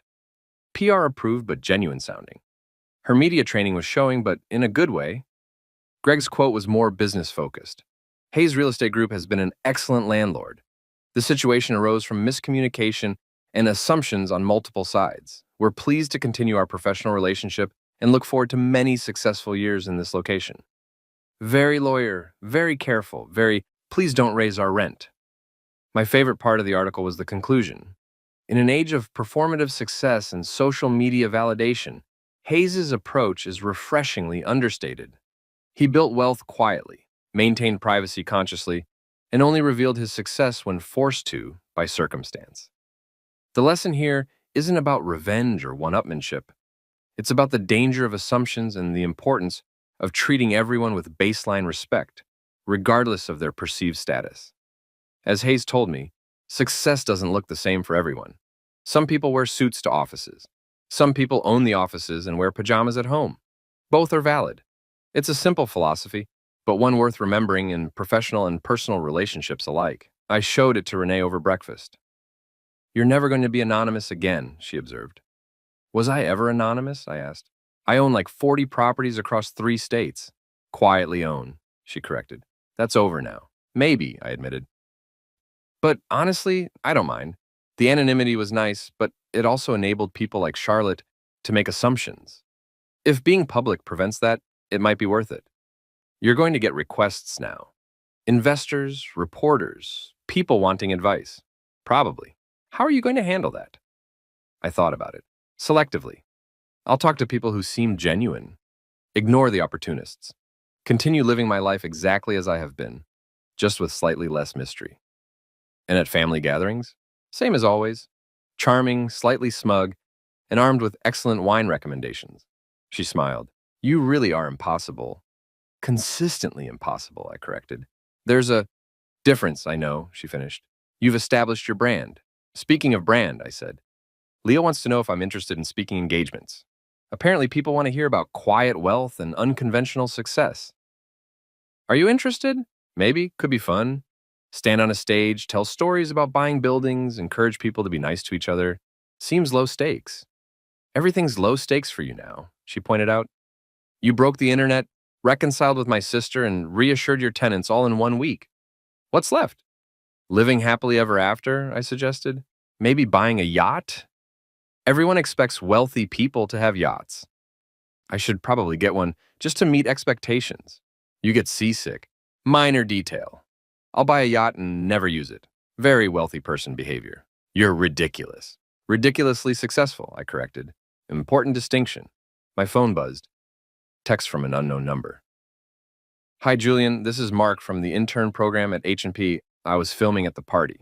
Just wanted to say that was legendary, and also, I'm sorry for laughing when you got denied entry. In my defense, I had no idea you owned the building. Respect. Mark." I showed Renee. "You're influencing the youth," she said. "Corrupting them, more like." "That too." I texted back, "No worries, Mark. Best wishes with law school. Learn from this. Always know who owns the building you're in." Mark. "Already added that to my life rules, and thanks." "See?" I said to Renee. I'm educational, practically a teacher, practically a menace, she corrected. Can I be both? You are both. That's the problem. Or the solution, I suggested. Depends on perspective. She kissed my forehead and stood up, taking our breakfast dishes to the sink. What are you doing today? Thinking about buying another building, I said. Maybe one with a restaurant.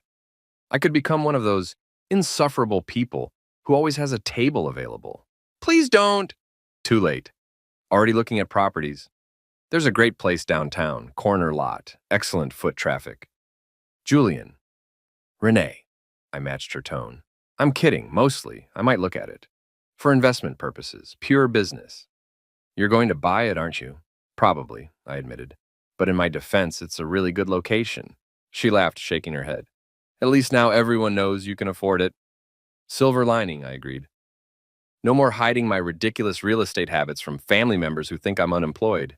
They never thought you were unemployed, she said. Charlotte thought that. Everyone else was just confused about what you did all day. Fair distinction. Well, now they know. I buy buildings and occasionally reveal it dramatically at parties. It's my thing. Your thing is chaos. Controlled chaos, I corrected. Strategic disruption. Purposeful revelation of previously unknown property holdings. You need a shorter elevator pitch. I own buildings and sometimes people are surprised about it. Better, she allowed. Still weird, but better. The weekend was blissfully quiet. No viral videos, no media requests. Just me, Renee, and the comfortable knowledge that I'd successfully navigated a minor social crisis with my pettiness and pride mostly intact. Sunday afternoon, I got one final text from Charlotte. Coffee Tuesday? My treat. I promise not to make any jokes about your employment status. I typed back, sure, 2 p.m., and you can make jokes now. I've earned them. Charlotte, I feel like I haven't earned the right to joke yet. Me, fair, 6-month probationary period after Christmas, you can roast me freely. Charlotte, deal. See you Tuesday. I showed Renee. You two are actually going to be okay, she said, surprised. Eventually, I agreed, after sufficient time and probably some therapy for both of us. You don't need therapy. Everyone needs therapy, I said. Some people just hide it better behind real estate portfolios and strategic pettiness. That should be your LinkedIn headline. Julian Hayes, hiding emotional issues behind commercial properties. Since 2018, I said, has a ring to it. You're never making a LinkedIn. Never say never, I said. If I become a business influencer, I'll need one. Can't inspire people without a professional network. Please don't become a business influencer. Too late. Already planned my first post. That time I owned my sister-in-law's building and she didn't know it. 3 lessons about assumptions, respect, and reading your lease agreements thoroughly. Link in bio. Renee threw a couch pillow at me. I caught it. Your aim is improving. My patience is deteriorating. Same thing, basically. She laughed despite herself. And I pulled her close, thinking about how the week had unfolded. Chaotic. Public, slightly humiliating for everyone involved, but ultimately good, educational, character building for the entire family. Yeah. Good worked. You know what the best part of this whole thing is? I said. That it's over? That everyone learned something, I said. Charlotte learned not to make assumptions. Greg learned to read contracts. The interns learned about respecting people regardless of perceived status. And I learned that sometimes the universe rewards patience and quiet success with absolutely perfect comedic timing. What did I learn? That stress baking results in delicious cookies, I said. And that your husband is exactly as petty as you suspected, but also occasionally right about things. I already knew both of those things. Then you learned nothing and this was all pointless, I said. Sorry, I'll cause a different family crisis next month. Something educational. Please don't. No promises. She settled against me and we sat there watching the sunset through our windows. Windows in our house that I owned outright. In a neighborhood where I also owned several properties. In a city where I'd apparently become a minor business celebrity for the world's most specific reason.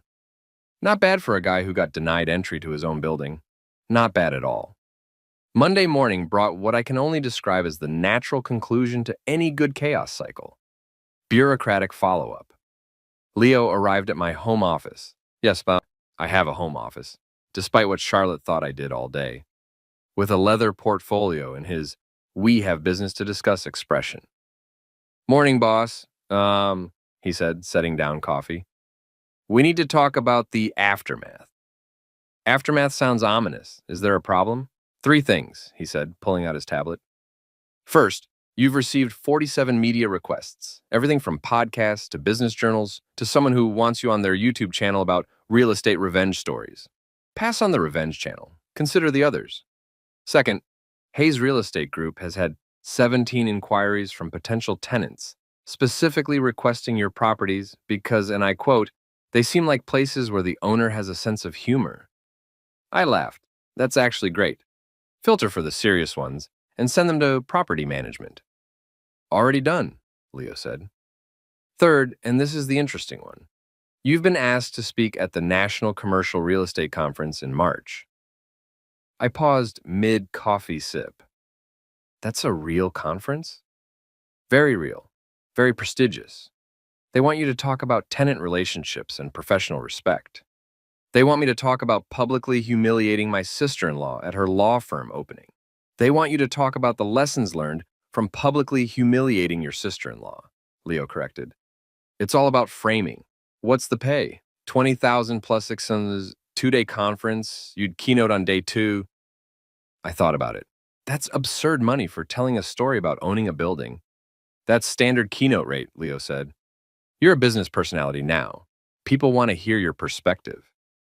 My perspective is, don't be mean to people because you never know who they are. Exactly. Simple, memorable, and supported by a viral incident. Perfect keynote material. When do they need an answer? End of the week. Put it in the maybe pile, I said. Let me think about whether I want to become a professional speaker or if I just want to enjoy my viral moment and return to anonymity.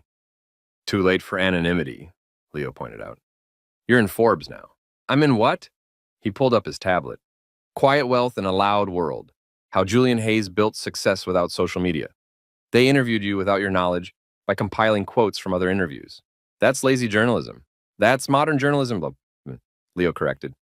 But the article's good. Positions you as an alternative to the rise and grind culture. Very on brand for your whole success doesn't look the same for everyone philosophy. I have a philosophy now? You've always had a philosophy, now it's publicized. I read the Forbes article, and it was actually quite good. Balanced, thoughtful, and made me sound moderately intelligent instead of just petty. Fine, I said. I'm a business personality. What do we do with that? You could do speaking engagements, Leo suggested. Consulting. Write a book. A book? Quiet Success, Building Wealth Without the Noise. Or something similar. Publishers would fight over it. I'm not writing a book. You could hire a ghostwriter. Then it's not my book. It's a ghostwriter's book about my life. That's weird. That's how celebrity books work. I'm not a celebrity. You're internet famous for owning your sister-in-law's building, Leo said. That's basically celebrity adjacent. My phone rang. Renee, your sister wants to have lunch, she said without preamble. Today, with both of us. She has thoughts about the media coverage. Uh-oh. She sounded calm, Renee said. Probably fine. When women say they have thoughts in that specific tone, it's never fine. Just come to lunch. Noon. That Italian place downtown. The one we went to for your birthday? That's the one. Charlotte's buying. Apparently she's feeling guilty. Good, I said. Guilt is healthy, builds character. You're impossible. Consistently. She hung up before I could finish. Leo raised an eyebrow. Lunch with Charlotte? Apparently she has thoughts. Should I prepare an exit strategy? Probably not necessary. Worst case, I own the building where the restaurant is located and can revoke her dining privileges. Do you actually own that building? No idea. Let me check. I pulled up my property management app. Yes, I have an app because I'm not a monster. And searched the address. Nope, different owner. Damn. Would have been perfect timing. You can't own everything downtown. Not with that attitude. Noon. The Italian place. Charlotte was already there, sitting at a corner table, looking nervous but determined. Renee and I arrived together, united front and all that. Hey, Charlotte said, standing awkwardly. Thanks for coming. Free lunch, I said. I'm cheap. I'll show up anywhere. She smiled uncertainly. You're many things, Julian. Cheap isn't one of them. Fair, I admitted, sitting down. I'm fiscally responsible. Different thing. The waiter came, took our drink orders, disappeared into that mysterious back region where restaurants keep their secrets in their bread baskets. Charlotte folded her hands on the table. I've been thinking about last week. Most people have, I said. I'm trending on LinkedIn. I saw. Congratulations? Thanks, it's very weird. I bet, she paused. The media coverage has been a lot. For you or for me? Both, she admitted. The firm's gotten attention, some good, some awkward. A few clients asked about it. What did you tell them? The truth, she said, that I made assumptions about family, got publicly corrected, and learned a valuable lesson about respect and humility. Good answer. Thanks. My PR consultant helped. You have a PR consultant now? Hired her Saturday, Charlotte said.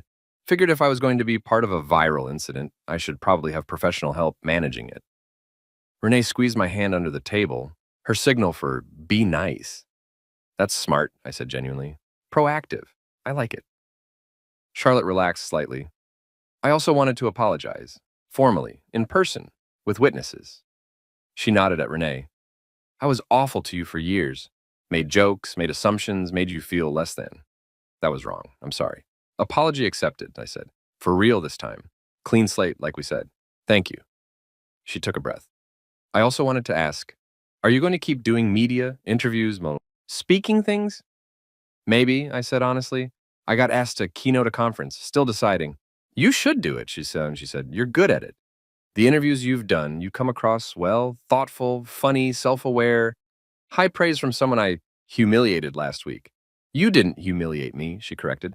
I humiliated myself. You just provided the context for the humiliation to occur. That's a very lawyer way to phrase it. I'm a very lawyer person. The waiter returned with drinks and bread. We ordered food, pasta for everyone, because when in Rome or an Italian restaurant downtown. Greg's doing better, Charlotte said once the waiter left. Less panicky, more philosophical about the whole thing. Good. He seems like a decent guy who made some unfortunate assumptions. That's basically everyone involved in this story, Charlotte said. Assumptions all around. Except Leo, I said. Leo assumed nothing and was right about everything. Who's Leo? My assistant, voice of reason. Probably the only person who knew this would be a disaster from the beginning. Smart man. The smartest. We ate lunch. It was actually pleasant. No tension, no awkward silences, just three people eating pasta and discussing the absurdity of viral fame. The memes are my favorite part, Charlotte admitted. Someone made one with your face photoshopped onto a Monopoly board. You're holding the get out of jail free card. I haven't seen that one. She showed me her phone. It was ridiculous and perfect. I'm printing that, I said, framing it, putting it in my office. You should, she agreed. Own the chaos. I'm trying. It's a learning process. Renee watched us with barely concealed amusement. You two are actually getting along. Trauma bonding, I said. Very effective for relationship building. Is that what this is? Charlotte asked. Trauma bonding. You were publicly humiliated. I was denied entry to my own building. We both learned lessons. Textbook trauma bonding. I don't think that's how trauma bonding works. I'm not a therapist, I said. I'm just a guy who owns buildings and occasionally reveals it at inopportune moments. Charlotte laughed. Genuine, unforced laughter. You're never going to let this go, are you? The story? Never. It's too good. I'm dining out on this for decades. Literally dining out, Renee said. Right now? See, already started. We finished lunch on good terms. Charlotte picked up the check as promised, and we parted with tentative plans for coffee later in the week. That went well, Renee said as we walked back to the car. Better than expected, I agreed. She's processing healthily, character growth, personal development. You sound like a therapist. I watch a lot of TED Talks, I admitted. Counts as education. My phone buzzed. Text from Charlotte. Thanks for lunch and for being gracious about everything. You could have been much worse. I appreciate that you weren't. See, I showed Renee. She's really trying, Renee said. She is, and I agreed. And I'm going to let her. Growth is hard, requires support.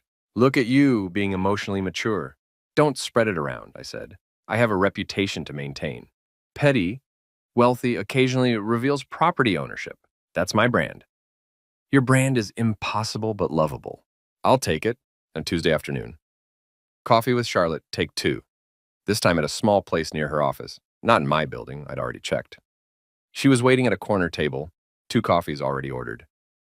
I remembered your order, she said. Black, no sugar. Good memory. Thanks. We sat in comfortable-ish silence for a moment. So, she said finally, media circus aside, how are you actually doing? Fine, I said. Good, actually. It's weird being recognized, but not terrible. People are mostly positive. The article in Forbes was good. Thanks, I didn't actually participate in that one. They just compiled quotes. Still, good press. For both of us, I pointed out. Your quotes were gracious, professional, good for the firm's reputation. PR consultant earned her fee, Charlotte said. She's good. Helped me frame it as a learning experience rather than a humiliation. It was both. True, but we're emphasizing the learning part. Smart? She stirred her coffee absently. I talked to Mom. She's worried about Thanksgiving. Why? Because of this. The awkwardness, family tension. There's no tension, I said. We're good. I'm over it. You apologized. We're moving forward. She thinks you're going to bring it up at dinner. I'm not going to bring it up at dinner, I promised. Unless someone specifically asks about it, in which case I'll tell the story because it's objectively hilarious. It is pretty funny, she admitted. It's legendary, I corrected. Best party reveal in history. You really think so? Charlotte, I got denied entry to my own building and walked in anyway, revealed ownership during a toast, and watched your champagne glass shatter on marble. That's sitcom-level comedy. That's plot twist excellence. She laughed. When you put it that way, it's a good story, I said. We're both going to be telling it for years. Might as well embrace it. You're very zen about this. I'm very satisfied about this, I corrected. Different thing. Zen implies I've let go. Satisfaction implies I'm still enjoying it. Fair distinction. We talked for another hour about everything and nothing. Family, work, Renee's stress baking, Greg's ongoing paranoia about lease compliance. It was the most normal conversation Charlotte and I had ever had. You know what's weird? She said as we were leaving. I feel like I know you better now than I did in 5 years of family dinners. That's because you're actually asking questions, I said, and I'm actually answering. Funny how communication works. Revolutionary concept. Should write a book about it. You should write a book, she said seriously, about this whole thing. People would read it. Everyone keeps saying that. Because it's true. The story's good. The lessons are good. And you're a decent writer. I've read your emails. My emails are mostly sure and sounds good and please see attached. Your interview quotes then, you're articulate, self-aware, funny, high praise. I'm serious, think about it. I promised I would, even though I probably wouldn't, and we parted on genuinely good terms. Driving home, I thought about the week, the chaos, the reconciliation, the unexpected media attention, and the growing sense that maybe something good had come from all of it. Not just the satisfaction of being proven right, not just the vindication of my quiet success, but actual healing, actual growth, actual relationship building with someone who'd spent years dismissing me. That was worth more than the viral videos. Not much more. The videos were pretty great, but more. And Wednesday brought the final piece of the puzzle. Greg Price's office sent over a gift basket. A gift basket. Like I was a client who'd just signed a major contract. It was nice. Artisanal crackers, fancy cheese, a bottle of wine that probably cost more than their monthly coffee budget. The card read, "Thank you for your understanding and professionalism. Looking forward to many years of a positive landlord-tenant relationship. Holland and Price, LLP." I showed Renee the basket. They're trying really hard, she observed. They're terrified I'm going to raise rent, I said. This is appeasement. Are you going to raise rent? Of course not. The lease is locked for 20 years. I literally can't raise it without cause. But they don't know you won't find cause. They're lawyers. They've definitely read the lease by now. They know. Still, she said, stealing a cracker.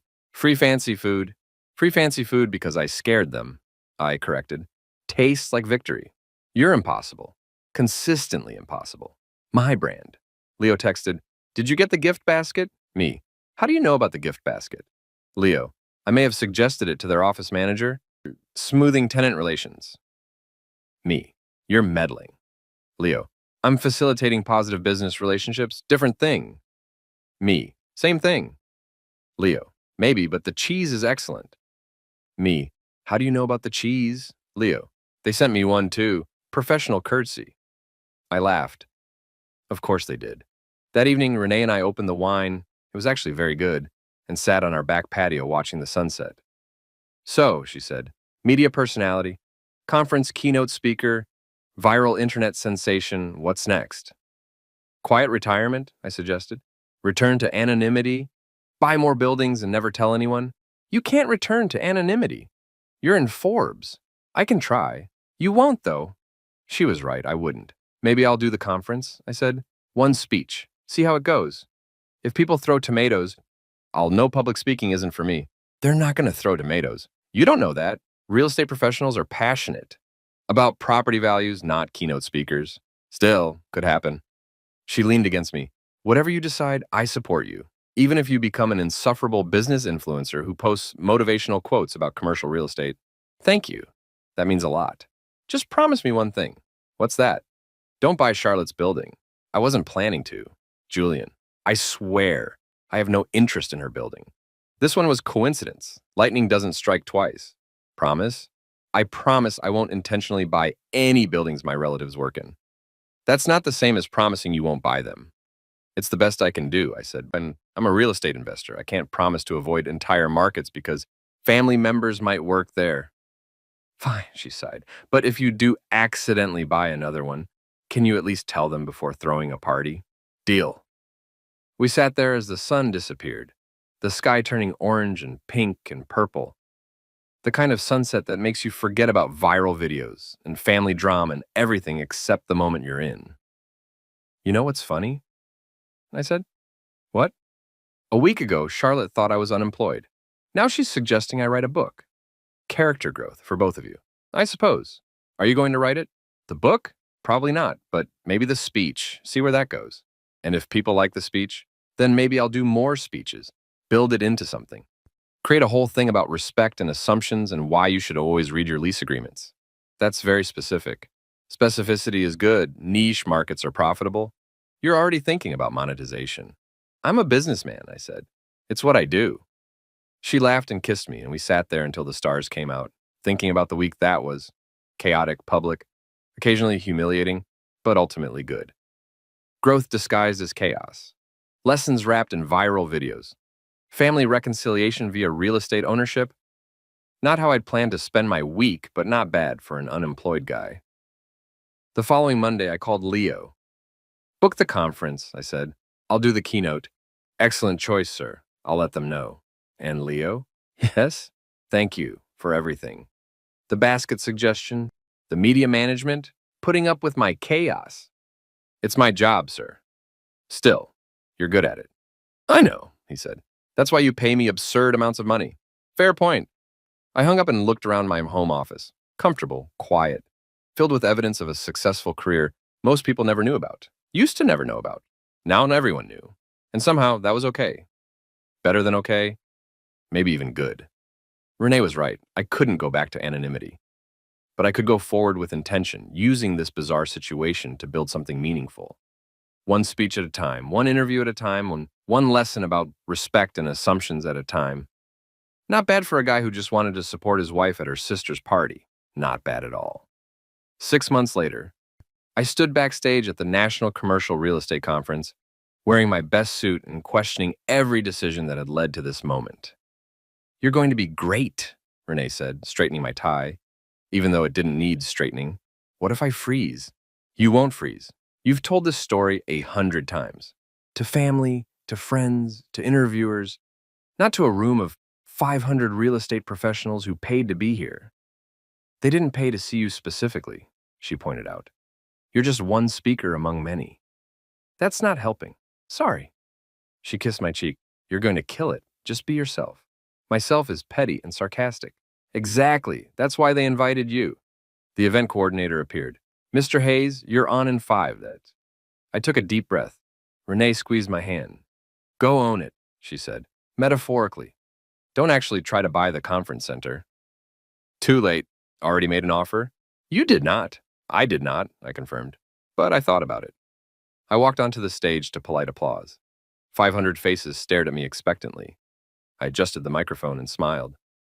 Good afternoon. My name is Julian Hayes, and 6 months ago, I was denied entry to my own building at my sister-in-law's law firm opening.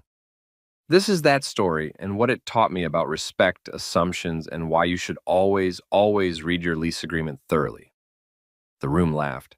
And I began to tell the story, the real story, with all its chaos and comedy and unexpected lessons about family, success, and the danger of assuming you know someone based on limited information.